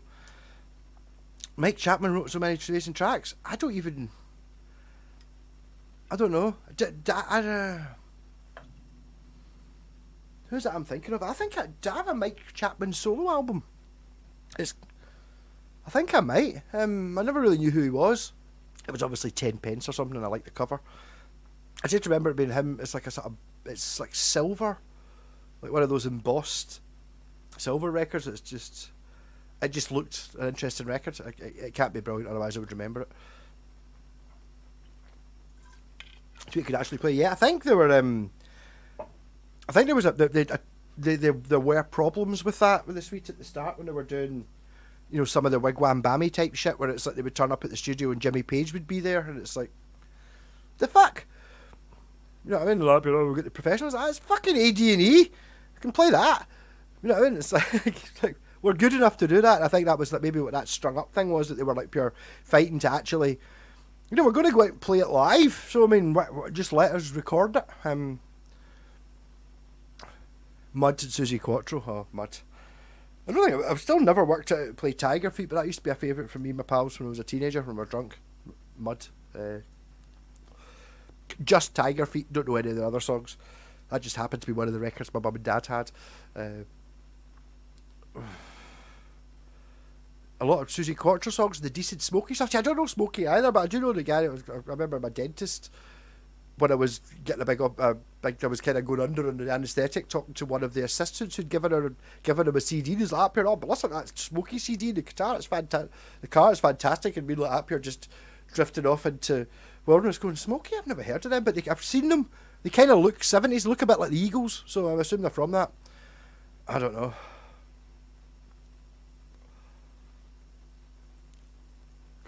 There's a cheeky wee guy who used to call me Papa Joe when we were growing up. Oh no, I've just twigged. He's probably a Sweet fan. That's pretty, possibly, yeah, but it's funny. How can you? I mean, okay, it's offensive, but how can you not be a little bit proud of just? Yes, that's a good one. Rumba, a Papa Joe. Fucking amazing. I don't know if I've ever really heard any Susie Quattro. I always liked Susie Quattro. That might have been something about a wee short girl with in a leather biker suit playing a P bass is just super hot. But yeah, I don't know. Can the Can and something else. I remember there was a great, when they used to do the bad blue screen stuff on Top of the Pops. There was one of that, and I think it's Can the Can or something like that. And there's like, so they're kind of miming, and at the start it kind of looks like they're playing, and then gradually it gets less and less like they're playing, and then eventually at the end they've got like the drummer and the guitarist all standing next to going, a doop ba doop ba doop ba hey, doing a wee silly dance, even though it's during the guitar solo and shit like that. I'm sure it was fun. Down at Devilgate Drive. Yeah. No, I think I don't know if I've ever heard Devilgate Drive Stumbling in 48 Crash. I'll have a look. I need to listen to Susie because I've never heard a song. I've always liked the sound of the band, but not the melodies. That makes sense. Whereas you would get like your Slade, where it would have like a mid-8 that was pure musical or something. I don't know. I've not heard much of Susie Quattro apart from Can the Can and Devilgate Drive, but I don't know. I don't think she played bass. I think that was a. I mean, she obviously I'm not accusing her of being like a Monkees type, hired by a record company management team to make a image type thing. But I think that was kind of the case. And then he did like stick her in a leather jumpsuit, make her play a bass, and it was like pure yes. That'll say she just so happened to be really good. I think she might have been married to the guitar player. She did a thing, we were talking about the Sweet earlier on, maybe about 2 or 3 years ago, there was a band, a supergroup, and they put out a record, it might have been during COVID, and it was Andy Scott and Susie Quattro, and it was kind of like various folk like that, and they'd just gone in and done like an EP or something. I heard it was fucking really good, but I don't know what happened to it. I don't know if it got like a semi-professional release or something like that. But I like Susie Quattro. She's one of those people when you see her talking, she's just got like, you know, when you see somebody just do an interview and they're no daft. Like Tony Iommi, it's like, or Geezer Butler. He's like, as soon as they start talking, you go, this is an intellect to be battled with. Also, a reason why actually plays deranged Bunny Boiler in an episode of Dempsey and Makepeace. She taught herself to play. She just taught herself to play bass because I think it was like the TV producer or whatever it was, the talent agent had decided that would be cool. So she just, rather than standing miming with a bass, she just learned to play it, and she's played it proper. I've definitely seen her play live, even in the 70s, and she's bending the strings and playing it really fucking well. Like, yep, proper bass player.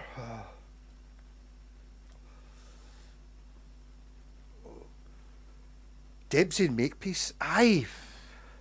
Dempsey and Makepeace. I remember that being on TV. I used to watch things on TV, and there was occasionally, I think it maybe had good intro music. I used to watch the intro music to things, and then while the thing was on, I would be playing with my Lego or something like that, and then when there was a car chase, I would watch it, and then when it got to when there was talking bits, I would just, that's what I did with the A-Team and Dukes of the Hazzard and Knight Rider and all that as well. So I never actually watched things, they were boring. I sort of remember that. Oh. Yes, I knew she was in Happy Days, yes. As Leather Tiscaredo, really. I never understood. Back in those days when Happy Days was on, it was because there was nothing else on TV. You didn't watch these things because you thought they were good. You watched it because it was something, it wasn't horse racing or the news, basically. Mr.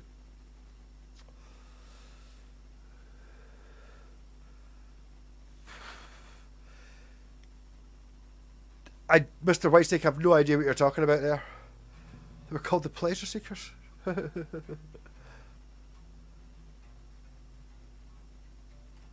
Gypsy makes it called the Slow Ranger. Oh, there you go. I don't know. I mean, I don't remember it.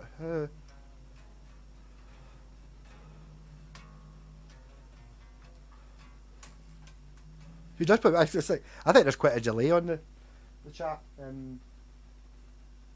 Yeah, I'm not dissing her as a bass player. It's like it wouldn't be sexy if she was shite at the bass. Or whenever you see somebody, like, see when you get like a model who's obviously holding and you can just tell by looking at them they've never played a guitar before. It's like, get a model. She doesn't have to be that pretty and stuff like that, but you just get someone who can at least play the guitar a bit for 6 months, so they don't stand holding it. Where there's no way that you can play the guitar, just holding it right. You don't need to be able to play, but just being able to do it. Patty and Arlene Quattro, there you go. Don't know much about her. Dempsey and Makepeace. Honestly, it's something I've not thought about or heard about since I did it. I could vaguely remember the guy's haircut, and there was a blonde girl. I don't really remember what it was. I'm sure it had Equalizer type music, and the logo, was it not very like that turbo sign I've got kicking about? That sort of font. Was the font not kind of like that? Apart from it said Dempsey and Makepeace. Don't know. Oh. And flashbacks of Robert Pub's Addicted to Love video models. Yes. Yeah, that's the one, Sloaney, but it's like, I suppose that's part of it. But yeah, also that's got a Washburn Eagle in it and a Washburn HM20. Glynis Barber. See, I recognise that name as well. She was a Sloan. I don't remember. I mean, was it? I honestly don't even know. Was it? If she had an escort, it was a British thing. Just goes to show. Don't know. Didn't watch TV.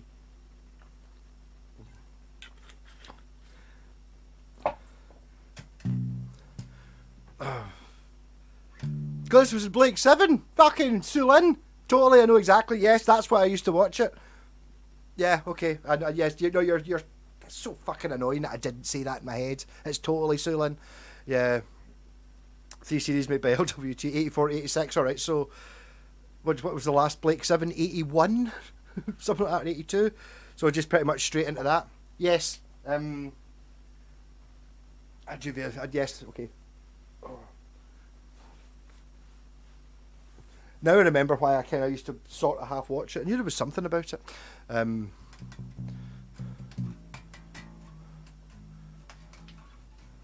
There was 2 chick cops.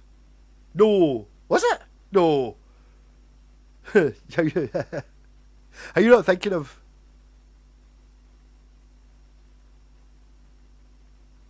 What's the one you're thinking about? Aye, the 2. That one. I know that. That's not Dempsey. That's something similar to Dempsey Makepeace, which is mental. Why I can't remember what it is with the 2 bird cops, an American thing. Yeah, that. No. Music was Rob Davis co-wrote Kylie Minogue's biggest hit. Really? I didn't know that. Cagney and Lacey. Yeah, it's not Cagney and Lacey, but I can see Dempsey, Michael Brandon, don't know, and they ended up getting married in real life. Michael Brandon's first wife was Lindsay Wagner. I don't know if I know who Lindsay Wagner is. But I didn't know. I do remember seeing a documentary on Mud, and it was that guitarist you're talking about, and he was like, Appier, yeah, it's Appier, how are you doing? It's Appier, yeah, I was the guitarist in Mud, and he's like, Appier, I was Appier, when did you join Mud? And he's like, I liked him, they had the girl playing the guitar, and he's like, that was me. Because he had that sort of, he kind of looked a bit, you couldn't really tell.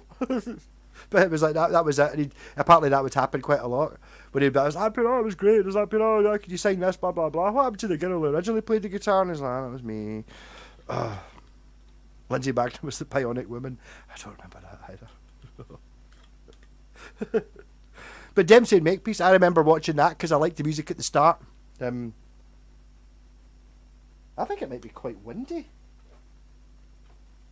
Getting drafts. Oh, I mean, that's just... I don't even watch shit like that anymore. Maybe it's still getting made, I don't know. I don't fucking watch TV anymore. Fuck it. It's not worth it. You've got YouTube.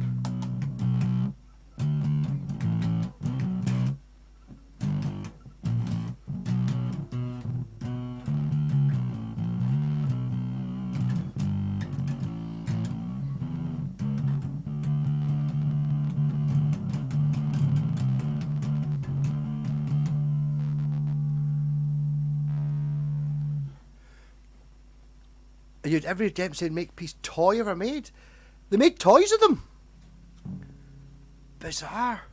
Mind you, I'm sure I had the Professionals Ford Capri. And it's like, it wasn't a kids show. At all. Oh. Fuck, you would happen to know the intro bass for do do do boom a do do do. I can do that.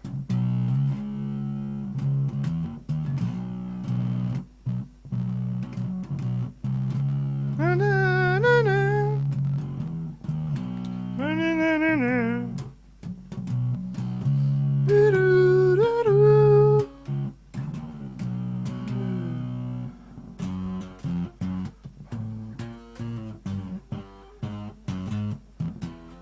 I don't know.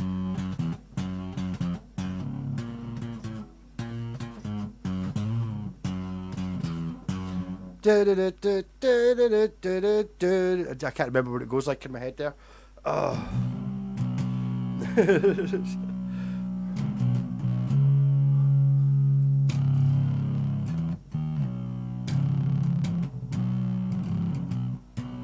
Now play Bergerac, Kenneth. Oh. I mean, these are runs. I mean, Bergerac. I don't remember it in my head. Again, TV music used to be fantastic. Oh.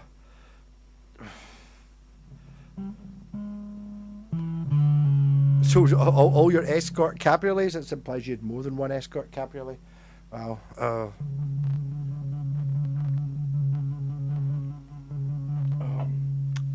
But I mean, if it had been Blake Seven, I would understand, but not Dempsey and Makepeace. Who's played 50% of it? The Bergerac, yeah. But I mean, it's like, if I could just remember. That's Cagney and Lacey. I don't know why I remembered that one.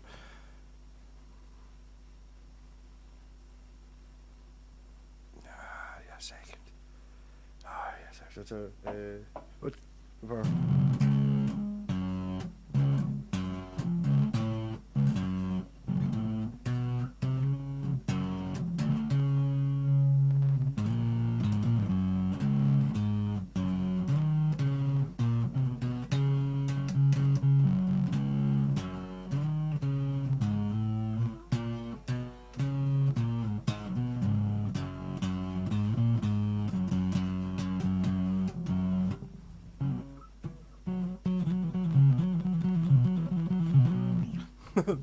Oh.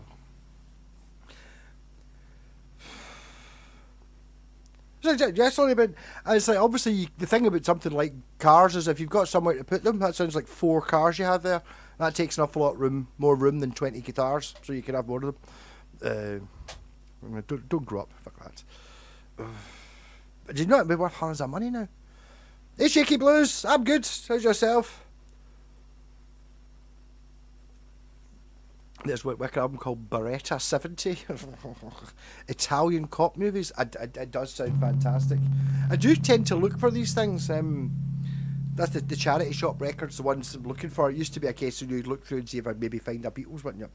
Not going to happen now, but you've got a possibility of finding Italian 70s cop themes, definitely. Some of the music was great. Better than the programs. I mean that's this applies to all. Airwolf, the A-Team, Battlestar Galactica, theme music for that. All of these music intros is way better than the actual show by miles. Even you could argue Blake Seven, even though Blake Seven was good, the music was fucking extra super good. It was better than all of these ones. I've tried to play it so many times it's too hard. My parents' driving controlled. If I had 2 at my house and another 4 cars in storage, my back knees could take working on them anymore. Yeah, I know. That's the difference there, slowly, when you're talking about guitars. They don't need MOTs, they don't rust. So basically, if you fix it, and then just every year change the strings or whatever, give it a clean, that's it, you know what I mean? And you can do that indoors. I mean, the reason I can't do I've never been into the car thing is lying in the driveway in the rain, cutting your fingers trying to undo a fucking rusty bolt.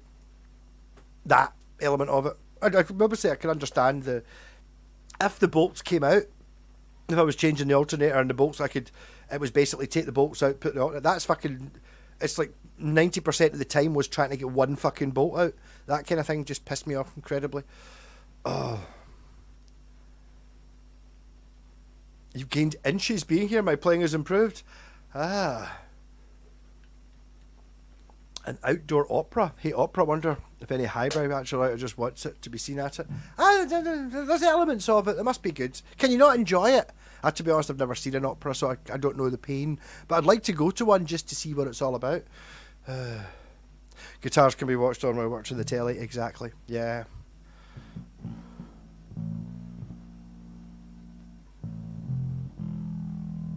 Rob's dad and uncle were best friends after becoming commandos in Second World War. Both were in the greatest raid of all. Jeremy Clarkson has a documentary on YouTube.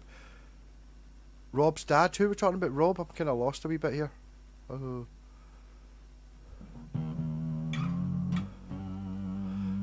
Game guitars? No, I mean, you're calling me an enabler, but yeah, I mean, if you're sensible about it. I mean, nobody on here, well, maybe some people are. Nobody's on here buying new guitars. You're buying ones that you can't say no to. It's like, oh, what's that? £100 for a worth more than that. None of them are going to go down in value. The vintage Alfa Romeo, oh god. To be honest, one of the cars I saw when I was looking up, when I was trying to find a car to replace the Panda, was a kind of like a small Alpha. It was only like a grand. It only done 50,000 miles. You look at it, it looked fucking great. You're just like, oh, I've heard about these things. It's like it looked fantastic. It just looked like a bit like an Igo, like it was maybe a variation on the chassis or something like that. But you have to be an enthusiast. Oh, you've washed it? Oh god, I need to wash my car. I've not done it since I got it. Oh. Epiphone Coronet, but that was demo shop, so it doesn't count. Yeah, but you're not going to find an old Epiphone Coronet. Well, I don't think you are. You're not going to find an old one cheap. Just because they're a bit cool. That was one of the guitars that I kind of always wanted. But I remember when I had my, I got a guitar book out the library, and it was like that Epiphone. Is it the Coronet? Is the Coronet the square-edged one or the rounded-edged one? I like the one that's kind of almost a double-cut telly. The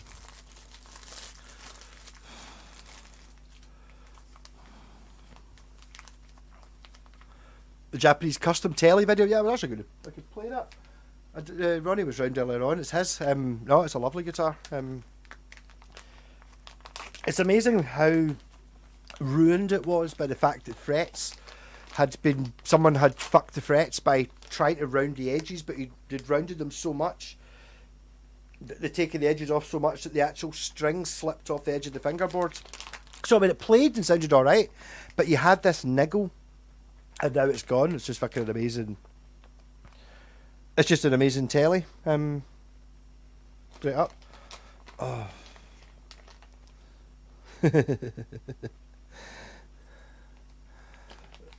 I'm writing a single pickup, so it's a lot of.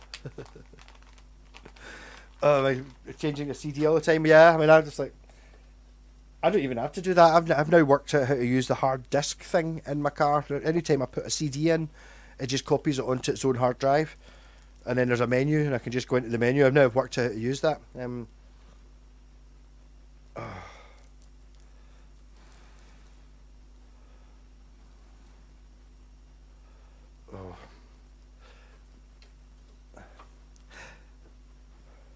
I think you definitely have to be of a certain mindset to bother with certain cars. A gig rig humdinger. I mean, honestly, Dave, I've no idea what it is, but I like the name. It sounds good. Hold on, what am I missing here? I feel like I've missed something. You might be able to see me scrolling up. Who is it that's saying there about a single pickup?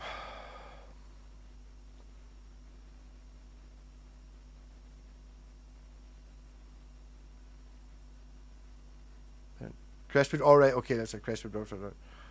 Rob Davison Wood. Hey Andrew, how's it going? Hello, you look like you're.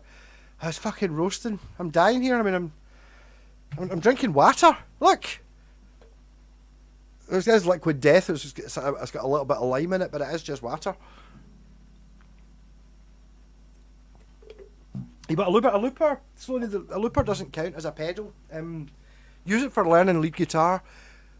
There's advice to be had with a looper. One is put 2 chords in it, or something very. The first thing I put in it was a Paranoid, so I could practice playing the solo.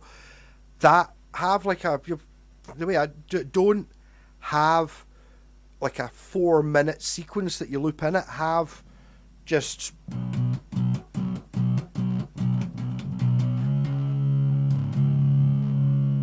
then loop it and then play over that, and then it's great fun. It felt like a Ford Transit on an MOT ramp. Yeah.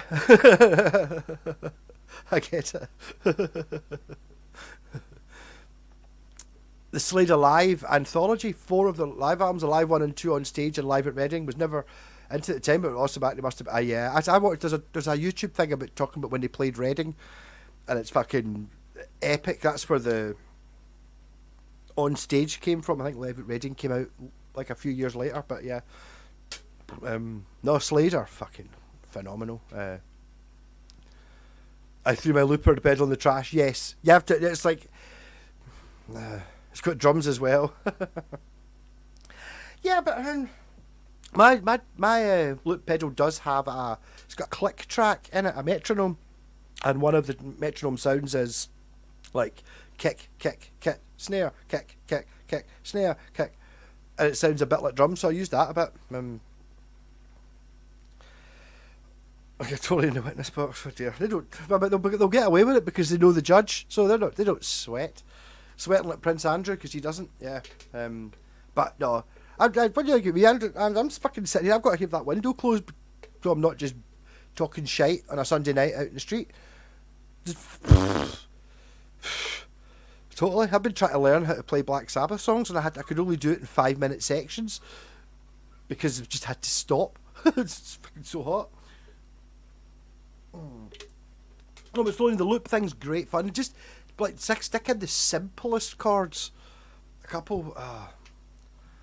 I didn't get them. No, I got them from Home Bargains, but Jen's daughter Jess was talking about that. They're only, is it 99p for 10 or something, but it costs you a £5 to post them. I think they're £4 for £1 or £5 for £1 in Home Bargains. I like the actual. I drank 24 cans of the white one, which is just water, not even fizzy. I wish I'd buy them again. They were great.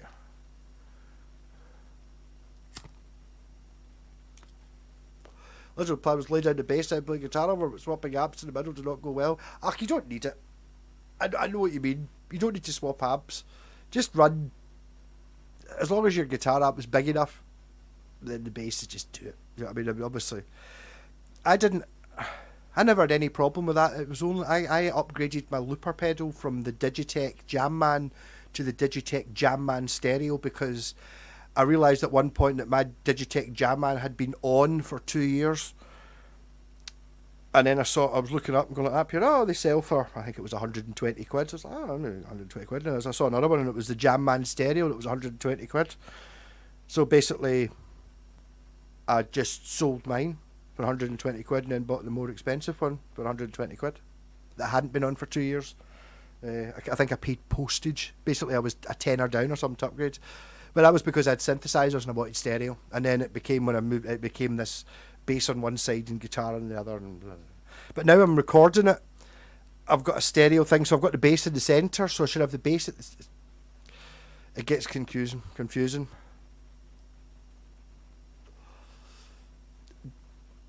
No, but I would always... the bass never went down first for me. It's always rhythm guitar. Just very simple rhythm guitar and then wing over the top. Hey Jess! How's it going? How's hot is it down in Cornwall, is it? Oh. I don't need to get the Mango Liquid Death. It's shite. I don't like it. That's the one, would be the last one I would pick up and say, do you want a can of Liquid Death? Of what I'm aware of. I'm aware of the green one, lime, the black one, fizzy water, the white one, just water, and the mango one, which is silver. I don't like the mango one.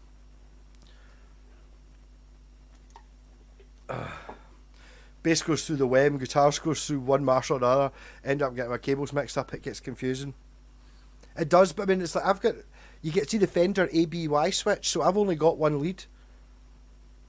So I'm going in, and it all goes into the tuner, and then it goes into an AB, the red pedal, which is guitar amp or bass amp, and then I've now got another switch, which guitar amp, which is that one or the orange or the thingy. That's... rather than having different things, but the bass amp goes into one side of the... So the left-hand side, I don't know if it's the left or the right, I can't remember. So the left-hand side is the bass amp, which the bass guitar goes in, and then goes into the bass amp, and then the right-hand side, the electric guitar on the other side. Not that I really think it makes that much difference. If you're playing through an amp of this magnitude, you can play the bass through it. It's different if you've got like a Black Star Fly, you can't really play the bass through that, but you get away with it. You're not going to get the best bass sound, but you're going to get it. Got a ditto looper, used it in one video, but there's a lot to learn. Yeah, it's mostly just... It's that whole... The thing to learn about a looper, the only thing you have to learn is to go... Start.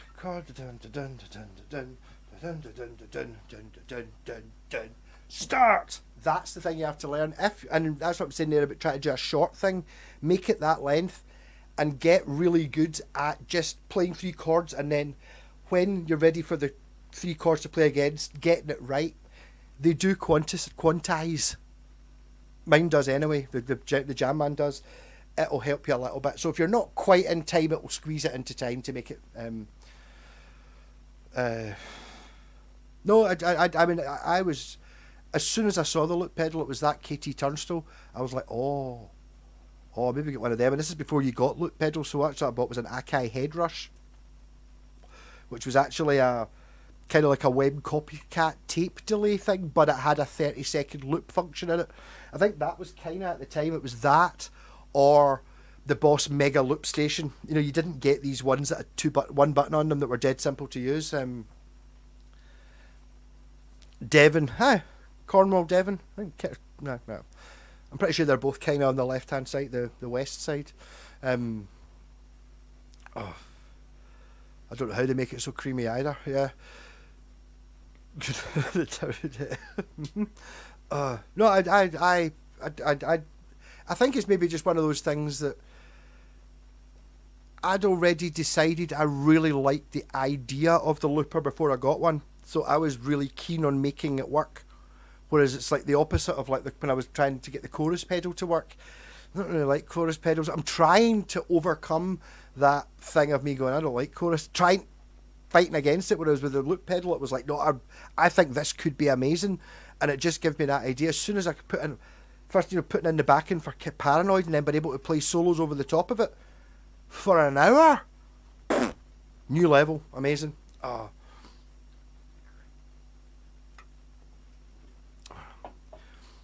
Slays Alive's an awesome album. I've got a few copies of different vinyl. They were great.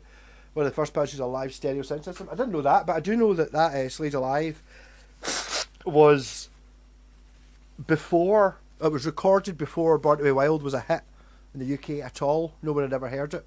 So I mean, it could have been, they should have covered it, and then it would have been Born to Be Wild by Slade, not Born to Be Wild by Steppenwolf, that we knew about. They did an American tour and heard it, and they just covered it. I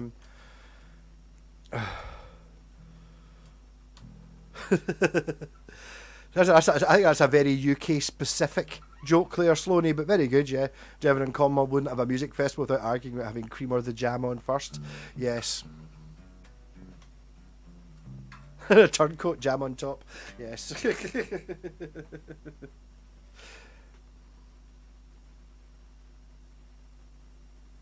don't know. Jam and Cream. I was thinking about Dating Girl sounds nice. You just get still the old tarp. That tarp's getting on for 20 years old.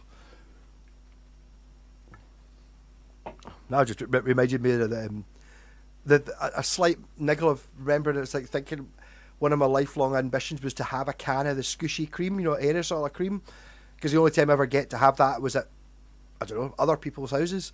And I remember I bought it. It was only a month ago I bought it, and it was like, this is going to be fucking great. Had it on my cornflakes, had it on ice cream. Obviously did a bit of the and then don't like it. It wasn't what I expected. I remember the bit in the Goonies where, what's his face?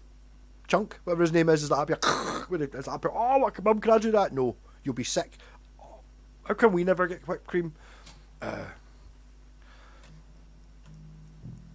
Jam on the top. I mean, to be honest, jam on top sounds silly, because how'd you get the jam's going to stick to the spoon, yeah?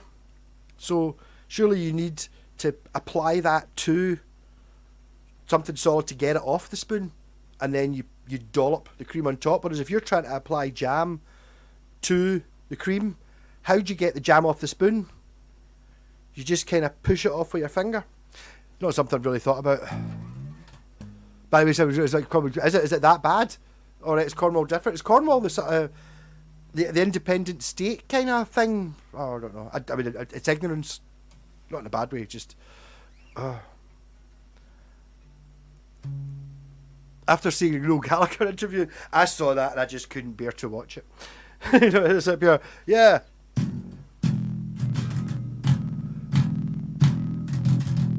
Oh, what about your other song? Oh yeah, totally. Oh no, the big hit.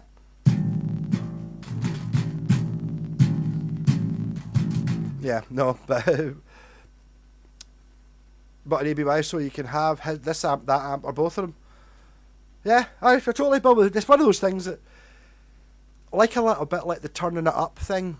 If you want your amp to sound better, see if you just turn it up 10%. I bet you it sounds better, but you know, it's the same thing as like playing through the 1x12 speaker. What does it sound like playing through the 3x12? Much better, because it's more. So playing through one amp what's better than playing through 1 amp? 2 amps!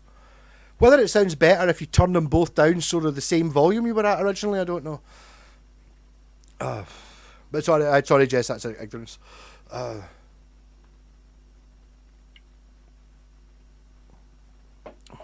Thanks to just a T-Rex stereo rig. Jam first and cream. I mean, honestly, I've never... Cheers, Jess, and I apologise for calling you from Cornwall. I'll never get that wrong again. You're from Devon. It's ignorance, though. I mean, that's it. I mean, we do laugh at the Americans for not knowing where, you know, like Iraq and stuff are, but I mean, I don't know where anywhere in America is, and to be honest, Cornwall's the left-hand side, Devon... The White Cliffs of Dover is Devon, Dover. Just ignorance. I don't know. I know where Kent is because I've been there. Basically, in Britain, I know where the thing is if I've been there. Apart from that, I don't. I did have a plate set my amp up like Knowles. Well, just turn that distortion up and strum. That was one of my first ever things about the electric guitar was... Playing the guitar, you can strum an acoustic, you can't strum a distorted electric. Everyone who likes Oasis disagrees with that, but there's not really any song that's good that's got strummed, and I mean, you know, strummed distorted guitar. You can't strum a distorted guitar, Captain. Oh.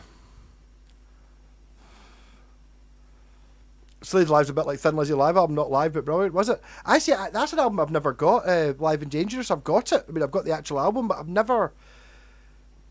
Maybe because the first Thin Lizzy album I got was Jailbreak, and I listened to it quite a lot, so I think because too much of Jailbreak was on Live at Dangerous, I just never really gave it a go. You know, it's like there wasn't a side of it that didn't have a couple of songs off Jailbreak, which I'd just been listening to, so I want other songs, you know. Mickey Worson looking for that Glass Vegas sound. I don't know. I don't know. Glass Vegas, the guy's got a bucky caster. The lead singer bought a bucky caster, so they're all right. There's a photo of him playing it, but I don't know the music. And it's one of those ones where once I'd heard he'd bought a bucky caster, I looked him up, listened to a song, and it was like 3 seconds after I'd given up at it, after like 2 minutes, it was like, what did that sound like? I don't know. I couldn't remember it immediately. So it's not super memorable. So I can see the cowboy songs. I mean, that's what you're talking about. You've just happened to...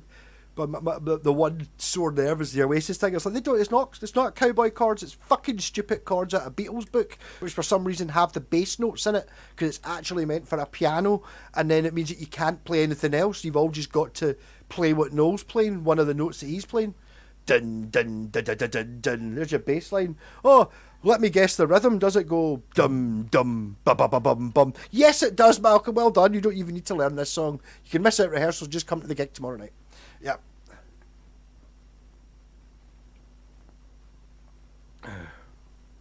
Maybe he does. Aye, yeah. You've seen Las Vegas 9 times and they're rotten. I don't think I've seen any bands 9 times. I'm trying to think if I've done more than 9 gigs in one band. Probably, but not an awful lot more than that. I've never seen a band 9 times that I wasn't in. Oh, but obviously, in rehearsals, I've seen bands hundreds of times. I've seen After the End hundreds of times from in the rehearsal room, but not at gigs.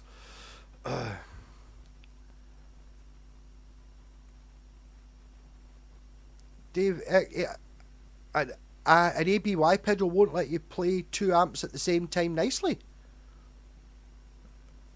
Okay. I think it does. I don't know, I think there might be a bit more to it. I don't know if you can just use a splitter, but no, I can play through the 2 of them, no problem. I liked it. That was my original fuzz bass idea. Was I basically split the signal and I sent the bass side went straight into the bass amp, clean, and then the guitar side went through the rat pedal into the guitar amp. So I would have clean bass and fuzz. out the two different sides, which I've not actually been using. That's what this bass was designed for. It's got an extra output on the bottom, so I should be able to run the fuzz pedal and this pickup in stereo into the other side, but I'm just kind of using it through the mono when I can mix between this having the fuzz pedal on it, this with the fuzz and this clean, so I can blend them. Okay, so some help please. When I do distorted guitar, it only works for me if it's really saturated.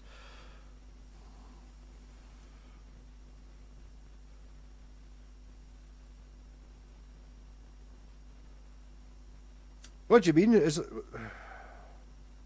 What, amp-wise? When you say you do distorted guitar, do you mean when you play? I don't know, I mean, it's like that saturated thing, it's that...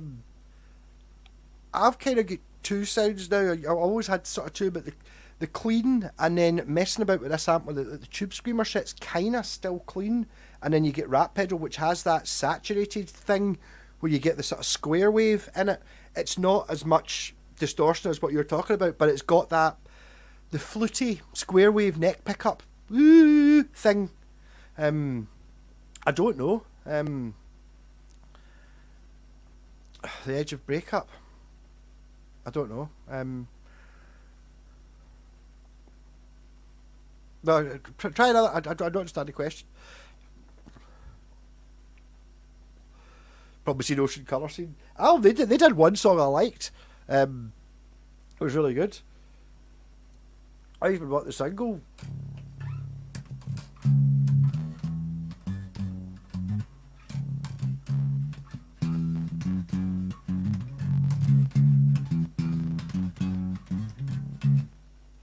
I think it was the B-side to that one. Oh. Hey Joachim, cheers from Finland. Have you seen Heavy Trip and Heavier Trip? I've seen Heavier Trip, which is fucking brilliant. Look up Heavier Trip, you can find it on pirate sites. But it's actually a sequel to Heavy Trip, and at the start of Heavier Trip, the sequel, which I've seen, they're in jail because they started a war between Finland and Norway in the first film somehow by playing black metal. But so I need to see that. No, find it, Joachim. You probably it's fucking hilarious. It's like it's done with the right level of seriousness and ability and love to be like yes. But I really enjoyed it. Yeah, playing. If I pick up one of my guitars, I'll plug the set and just played it. Sound like untidy and inconsistent.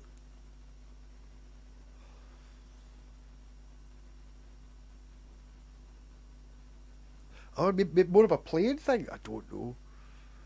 Oh.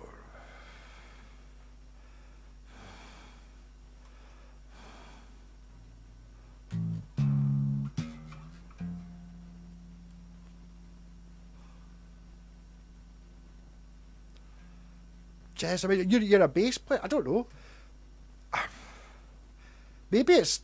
I was talking about this, but I've kind of learnt a bit. It's like, you know, these learning process things. I didn't actually mean it, but buying that clean Fender amp has really, because the Rat Pedal doesn't really work in it, sounds a bit shit. I'm playing clean all the time, and it's amazing what you can do. It's like the whole idea, you know, when you take away all the pickups and you've just got one pickup, it forces you to do things a bit differently. If you've got your saturated metal sound, which is why, let's be honest, why I used it, you don't need to be as accurate.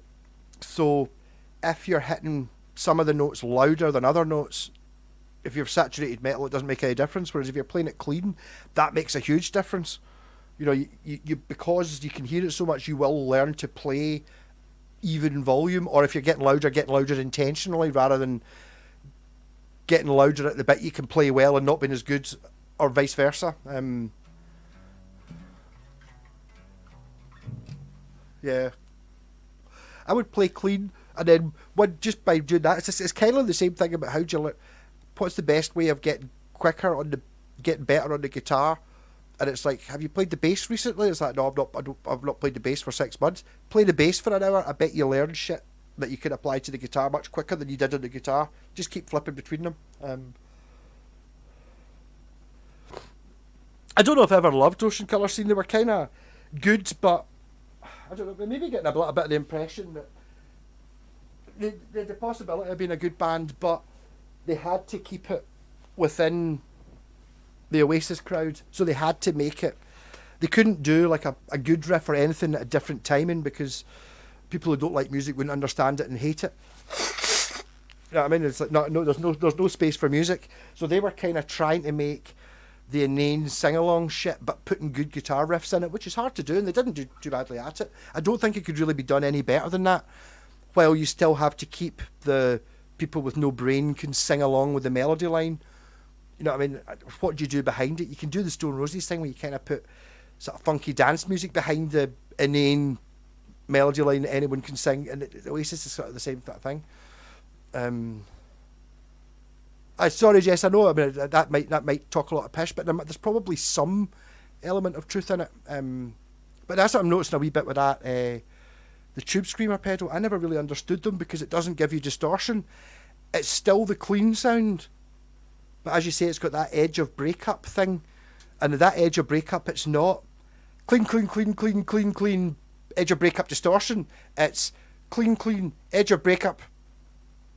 Now it's distortion. You know, there's a huge band in there. It's like there's at the start of the edge of breakup and there's the end of the edge of breakup.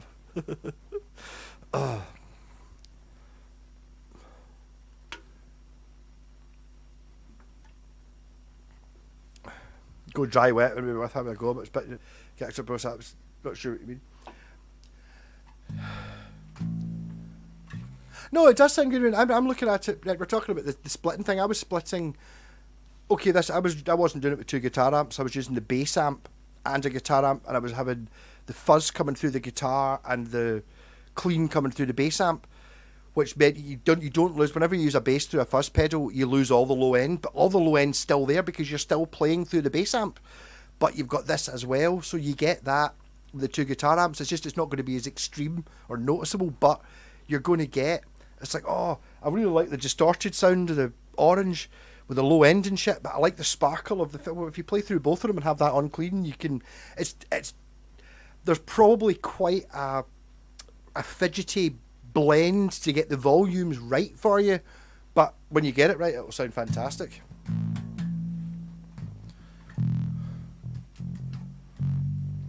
Born in the go clean possible. That's again. I think it's just that. It's again hiding it. Playing Stone Roses in the bass, yeah, aye. Well, I'll teach you to keep going. Totally. I mean, there's virtually no common ground between Stone Roses bass and Oasis bass. Tube Screamer sucks, but how are you using it, Mr. Whitesnake? Mind you, I don't really get the Boss Blues driver. I have used it. I thought it was just kind of the same. I don't know. It depends what you're after. I mean, I like rat pedals. I don't think everyone does. Fair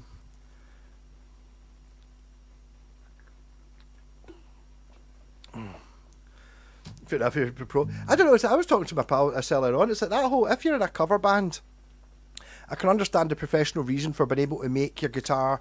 We're playing a Dire Straits song, then we're doing a Motorhead song. So you got to be able to have amp models to be able to switch between the two of them. If you're a that's what you're trying to do, is you know. But I mean, it's like I wouldn't. It doesn't really interest me. If I was in a pub band doing that, I would just do them both with the same sound. Fuck you. I'm not. But that, not there's anything wrong with doing it that other way. I do. There is an element which isn't in me to try and nail the sound of this song. Blah blah blah. I might nail to get the feel of it. You know, playing along with the song. But I've never really gone sound hunting, going for something new. I'm just like, what have I got? Well, it sounds like that. Oh, how I like that sound. How can I try different versions of that sound? I'm not trying to do something else. I'm just maybe not that good enough. Oh. You get everything else. Well, there you go. What's the song I'm thinking of then? It's the B-side to something, and the single is. It was a cardboard gatefold, and it was like orange with a sort of orangey brown fuzzy felty sort of shit with a speaker on it. I remember that. It was a good riff. It wasn't a big hit. Oh. What the fuck are these purple things? Oh, because you're number one? I don't know. It's like the Bum Crack Watch Company. How's it going there? Oh, it's the last couple of hours of catch. There won't be a last couple of hours. I'm too tired. It's too hot. But cheers, Ben. B-sides, C-sides, and free-sides. Dave Vital is the best. Jess is the best donator. I don't even think there is a second place. Someone gave me £1.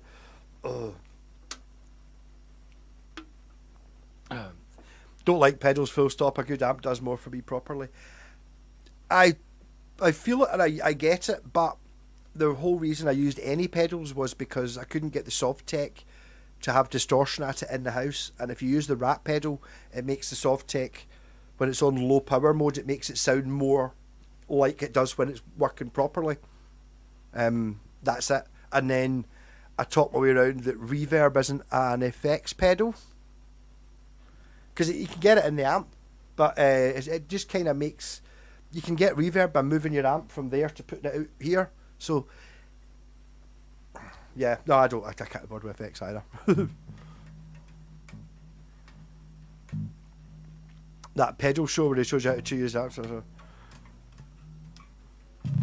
Pedals are where it's at. No, I mean, it's fine. I mean, I'm saying that obviously I bought about 10 pedals in the last month, but I don't know. I like fuzz pedals, and to be honest, I did not know I liked fuzz pedals. The only reason I bought a fuzz pedal was because the guy in Larg's Gojira Effects hand makes them, and he had one that had the Terminator, and his eyeball was like, that was the LED, so when you turned it on and it was like pure, I have to have this pedal. It was only 20 quid, and it was made in Larg's. I'm having that.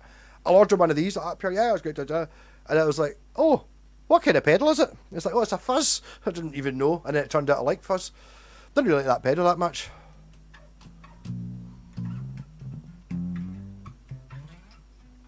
Pain for the life is more about hangover. That's why I'm intentionally not drinking anymore. I was absolutely destroyed last Monday after doing the live stream. Absolutely. And I didn't even finish the bottle of Bucky, but I had like 2/3. It's like, no.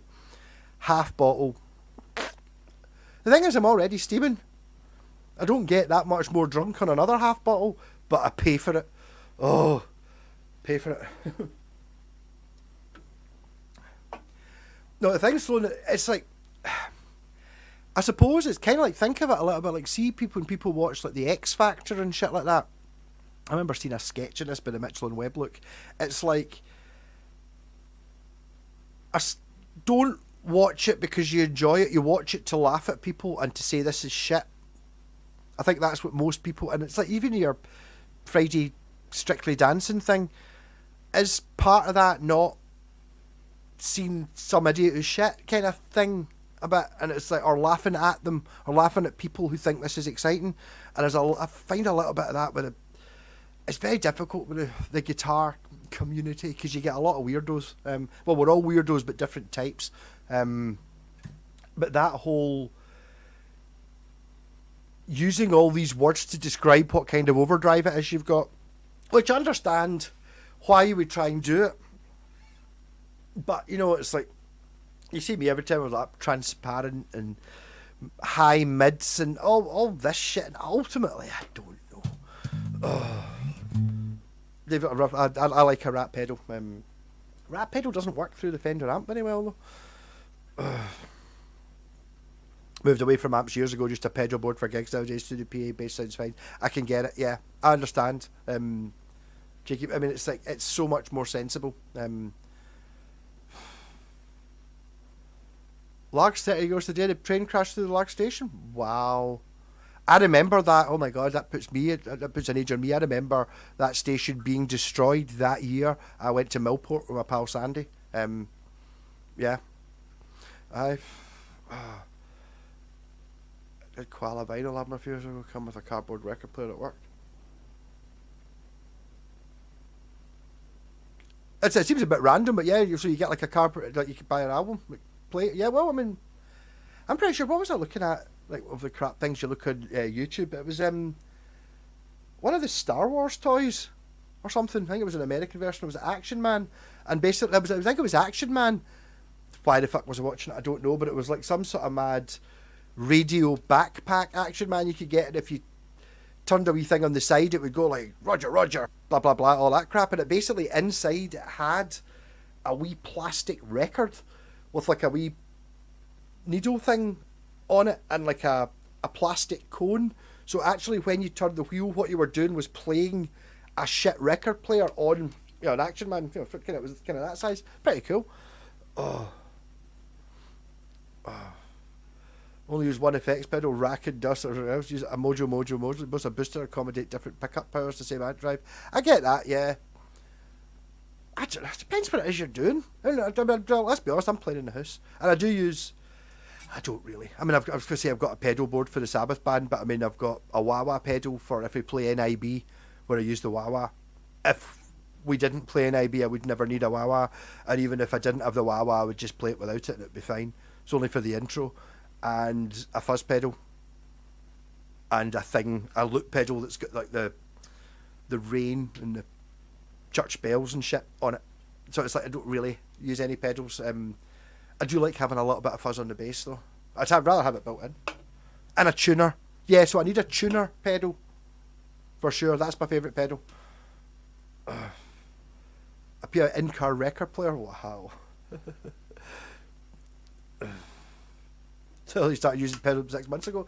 I mean, if it sets you, I think it's maybe one of the things I'm finding enjoying this pedal much more, because to adjust it, it's there, and I'm finding even with this amp, I've got the pedal. See, because of the height, because it's a big fucking massive thing, and it's got a really flat top.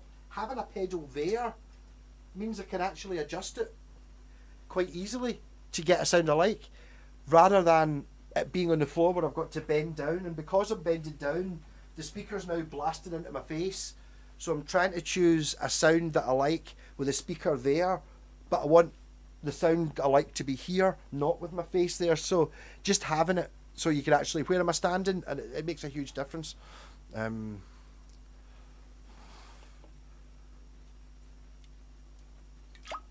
there's a lot of things to understand about pedals, which I totally get. That whole, to have the best amp, but tens of thousands of pounds. To have the best guitar, the same. To have the best reverb pedal or the best distortion, it's a couple hundred, isn't it? Really?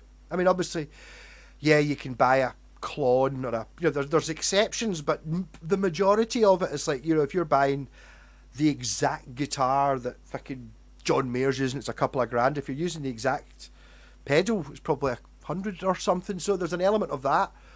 Also, not taking up that much space and making a bit of difference to the sound. I don't know.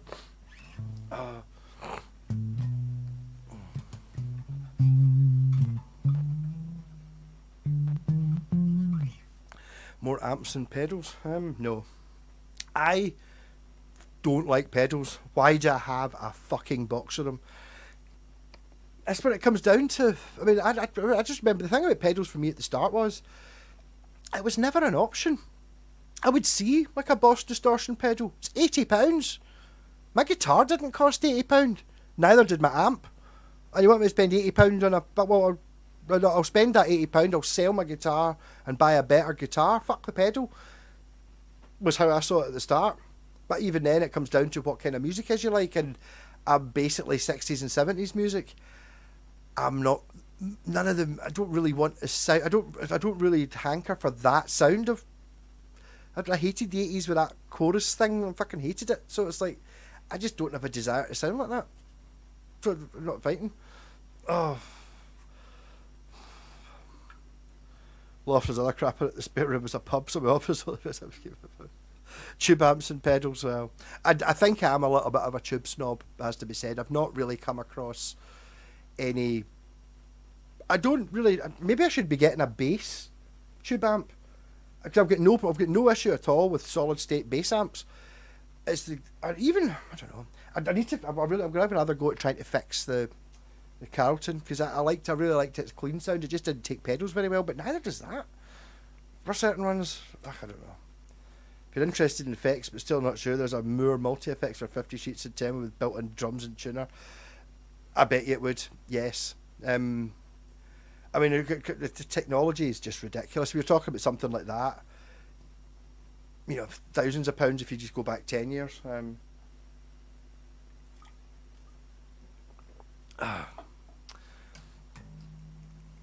tubes, the 70s SS amps.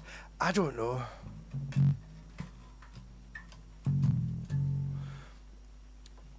I mean, I don't know what the answer is. Maybe I don't know. I agree with the solid state. Again, it's like one of those things that, in general, maybe not so much in the 70s, but a tube amp's a much more expensive thing. It's like saying the set neck Les Paul is much better than the bolt neck Les Paul. That is true, but it's not because it's a set neck. It's because it's a more expensive guitar, so it's a set neck. It's also got better build quality and it's got better hardware on it because it's a more expensive version than the bolt on. If you took the expensive hardware and the better finish and put the same, do you know what I mean? So it's like if you're looking at, let's compare a 20 watt tube amp to a 20 watt solid state amp. You're looking at, let's compare a £100 amp to an £800 amp. Oh, the £800 amp sounds better. Their tubes are better. No. Do you know what I mean? It's kind of weird.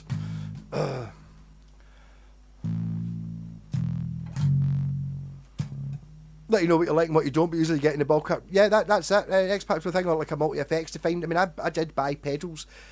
I found the multi-effects too overwhelming, so I bought individual pedals. I started with a phaser, because it was only a tenner, and it only had one knob on it, so it's like, that's basically what am I adding to the whole thing? One dial, that's it. So that was why I bought a phaser first. And it was fun, innit? Said I didn't really like it. Sort of Geezer Butler rig rundown. And I haven't seen it, but I keep seeing it. It keeps getting suggested to me. Oh, I'll fucking chew the head of that screw in the back. File it down a bit. I have heard bad things about Ashdown, but I mean, they did awful well. I mean, I remember. I'm pretty sure I remember them appearing, and we were in the studios in town. They were running the 200 watt mag bass heads, and they were all right. And it's like they must have cost a quarter or a fifth as much as like the Ampeg or whatever. It's like, I don't know. I think they're pretty good. I don't know. It's like, but it could be that I don't know if it's so much the Ashdown thing. Is there not a problem? Or do they maybe have problems with things not being fixable? You know what I mean? A Spark 40 and a Katana then went tube. What was I doing buying digital amps trying to sound like tubes where I just buy a tube? But that depends. That might not be the sound you're after. And it's like it can't be. I dare say if your favourite sound is, I don't know, fucking The Edge probably. I think does not use Voxes, but you know what I mean. It is.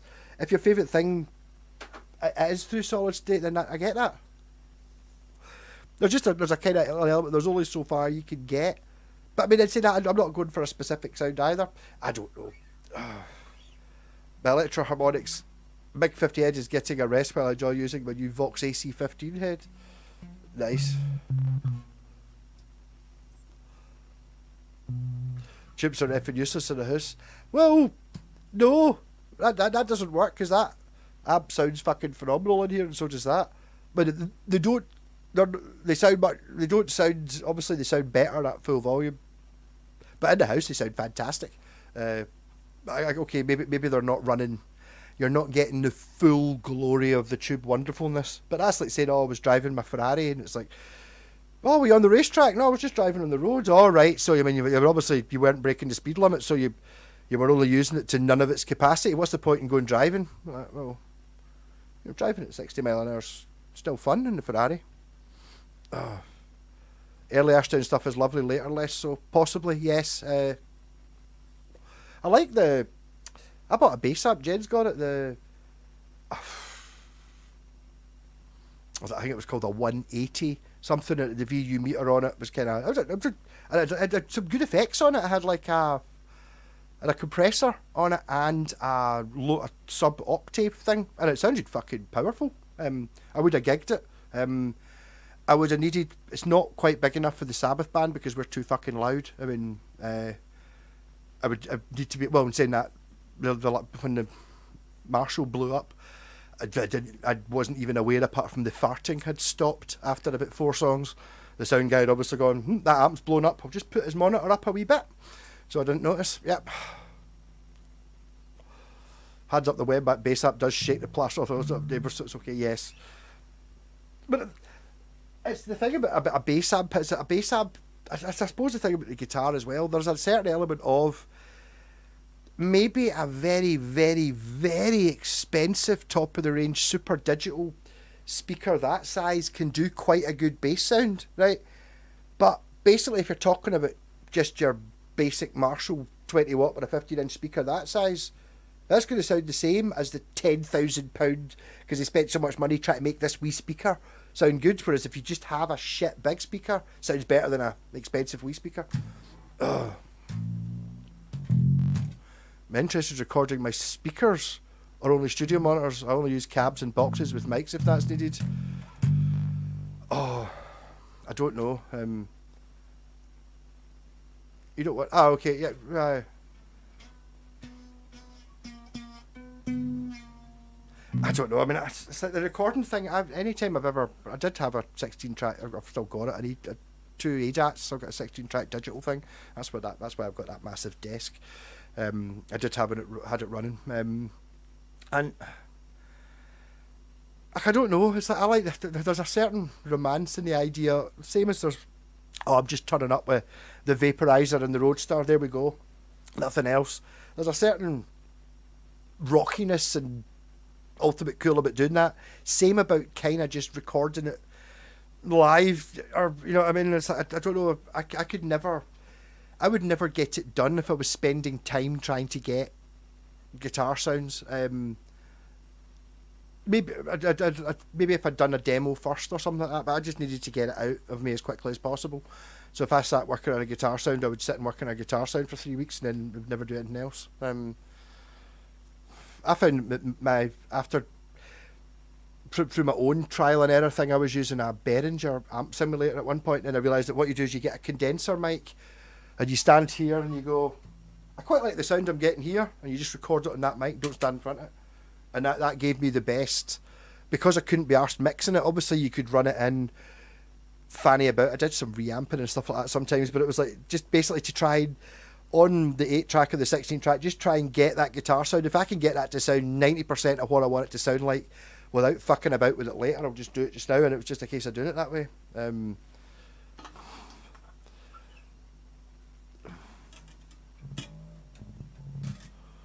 The WEM is completely original down to Celestian speaker on Mullard valves. Ugh. Vintage glass. Sending it to get recapped to the safe side. Do you need to recap them? Do you not just wait till... I don't think... I mean, I don't know. Maybe I don't think... It's not like if you put the wrong speakers in, you can blow the transformer. I think if the caps go, you need to replace the caps. I don't think they fire down the line and destroy anything else, but I might not be right about that. Being cool in front of people is not on your radar. Oh, no, I don't mean being cool in front. I mean, it's in my head because I don't know. Yes, I know what you mean. But I mean, I like a guitar to look cool and to feel cool playing it. Not necessarily so people could watch me. If you feel cool, you just play better. I don't know. Yeah. Well, there's just different ways of approach these things. There is no right and wrong way. But that's the thing I was saying there about the pedals. I mean, it's like, just because it's not... I don't really... If you gave me a multi-effects unit, I wouldn't be super excited about it and spend the next 3 hours sitting playing, messing about with it. I would have to force myself because I don't really want to, which is... It's the same thing with, like, can you be bothered? And it's like, maybe. I can see how it could be. Maybe at some time I will be interested in getting a good sound. Another time I'll just fucking get it over with. I can't be bothered. Hey James, great chat tonight, is it? 50-50. If the 50-50 cap goes, it doesn't end well. Not looking.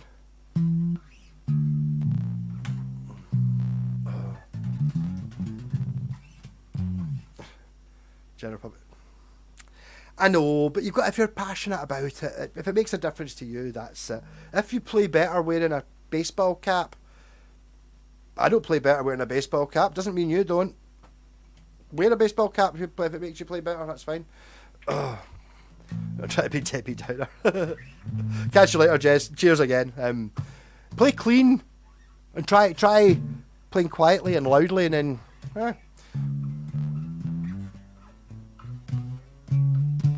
But the general public, it's like, I don't know. That's what happens. That talk earlier on about the guitar-y folk are all weird. So like either you're on here or they're all weird in a different way. But the number of people that would be so much better served spending, an hour a night playing the guitar would end up with a much better tone quite quickly than someone who spent an hour a night looking up what the best guitar or pedal or amp is to get a better tone. Do you know what I mean? It's like if you'd learn to play, spend more time learning to do it rather than, I can play G, D and C. Okay, yeah. Oh, but now I've got a PRS, I can play G, D and C. It sounds better, doesn't it sound great? And it's like, yeah, it's like now I've got a Mesa Boogie amp and a Strymon reverb, look, G, D and C, and you're like, yeah, but if you'd spent all the time and the money on that and learning how to play, you'd be able to play other stuff. I get a great sound using the guitar suite that comes with Cakewalk. A free download when I get an idea and record something. It's what I use for bracket track. Yes, that's it. But I mean, you're expats. You're talking about a demo. You're still going to get 90% of it doing it that way. Obviously, if it came down to big record executives are coming up, talks up here, yeah, you'd like to record it properly. You're fucking going to do it. Use a amp mic'd up and all that crap. You know what I mean? But not for the demo. You still get 90% of it. I don't think Mr. Whitesnake knows how to play with a not dirty tap, huh? Play clean, flight dirty.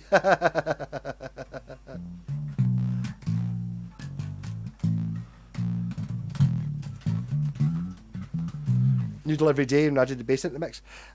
Something if you're playing with the you might be amazed at what the loop pedal can do. It's that ability to. It's like having a band that just keeps going regardless. But you can never do that when you're playing with other people. Very rarely you can find somebody that can play a 3-chord sequence 4 times through without getting bored, stopping or changing it.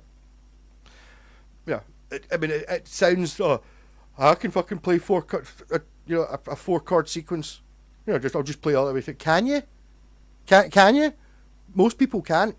It's like being able to play 4 chords for even just for a minute is fucking hard. Because he's like, oh yeah, I can do it, totally. And it's like, but why have you stopped? Oh, that's right, I was playing it. You're like, no. Oh.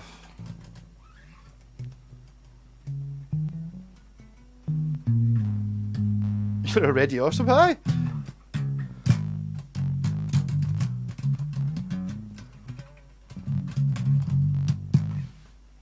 No, isn't it the element of working out how much time you actually spend? You can't just sit and learn things. That's not fun.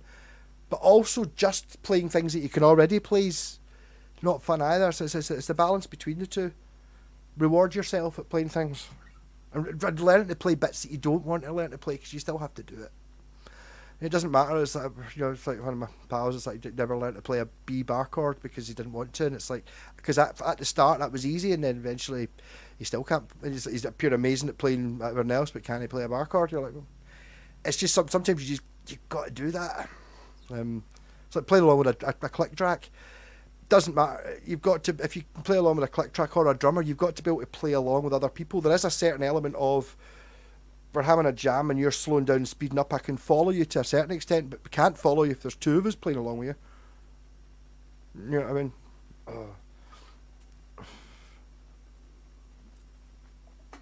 Where does noodling come in as well? I'm noodling, but I'm not.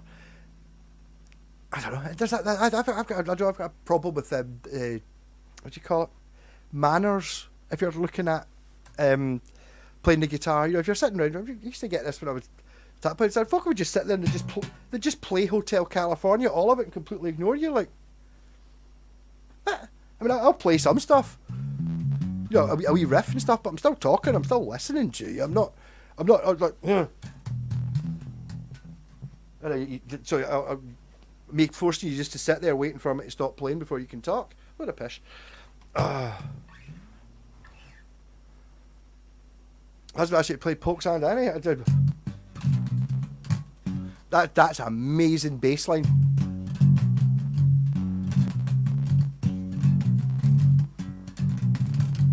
Louisiana. You're too deep. Everything's trying to poke salad. Make you too deep. Poke salad. You really got your granny. Cause your mama wasn't working in a chain gang. Yeah, not in C sharp. Papa Joe's got amazing bass in it.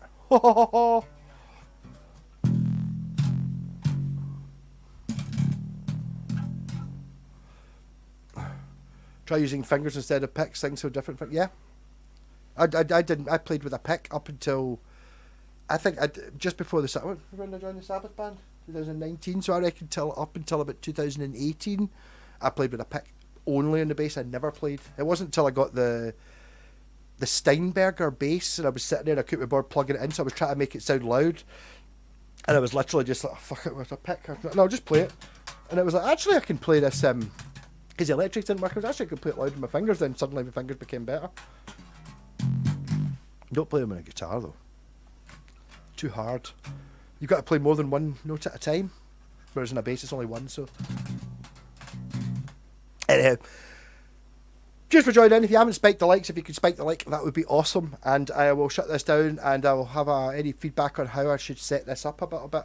I think I've got the sound better. I don't know whether that it's like having that stuff on the screen is any help at all. Anyhow, rock on. And then if you haven't seen it, have a look up the thing on YouTube where it's like that badge. In fact, even the thumbnail for this with its mad psychedelic writing, which is better to look at. Yes, I'm using this program thing. It was kept using some automatic crap. Don't know. I'll work my way around it. So, rocking. Cheers everyone, and I shall see you during the week. Love you all. Oops. Why did I just... Well, whatever, I'll do it. Where's the end? Stop streaming.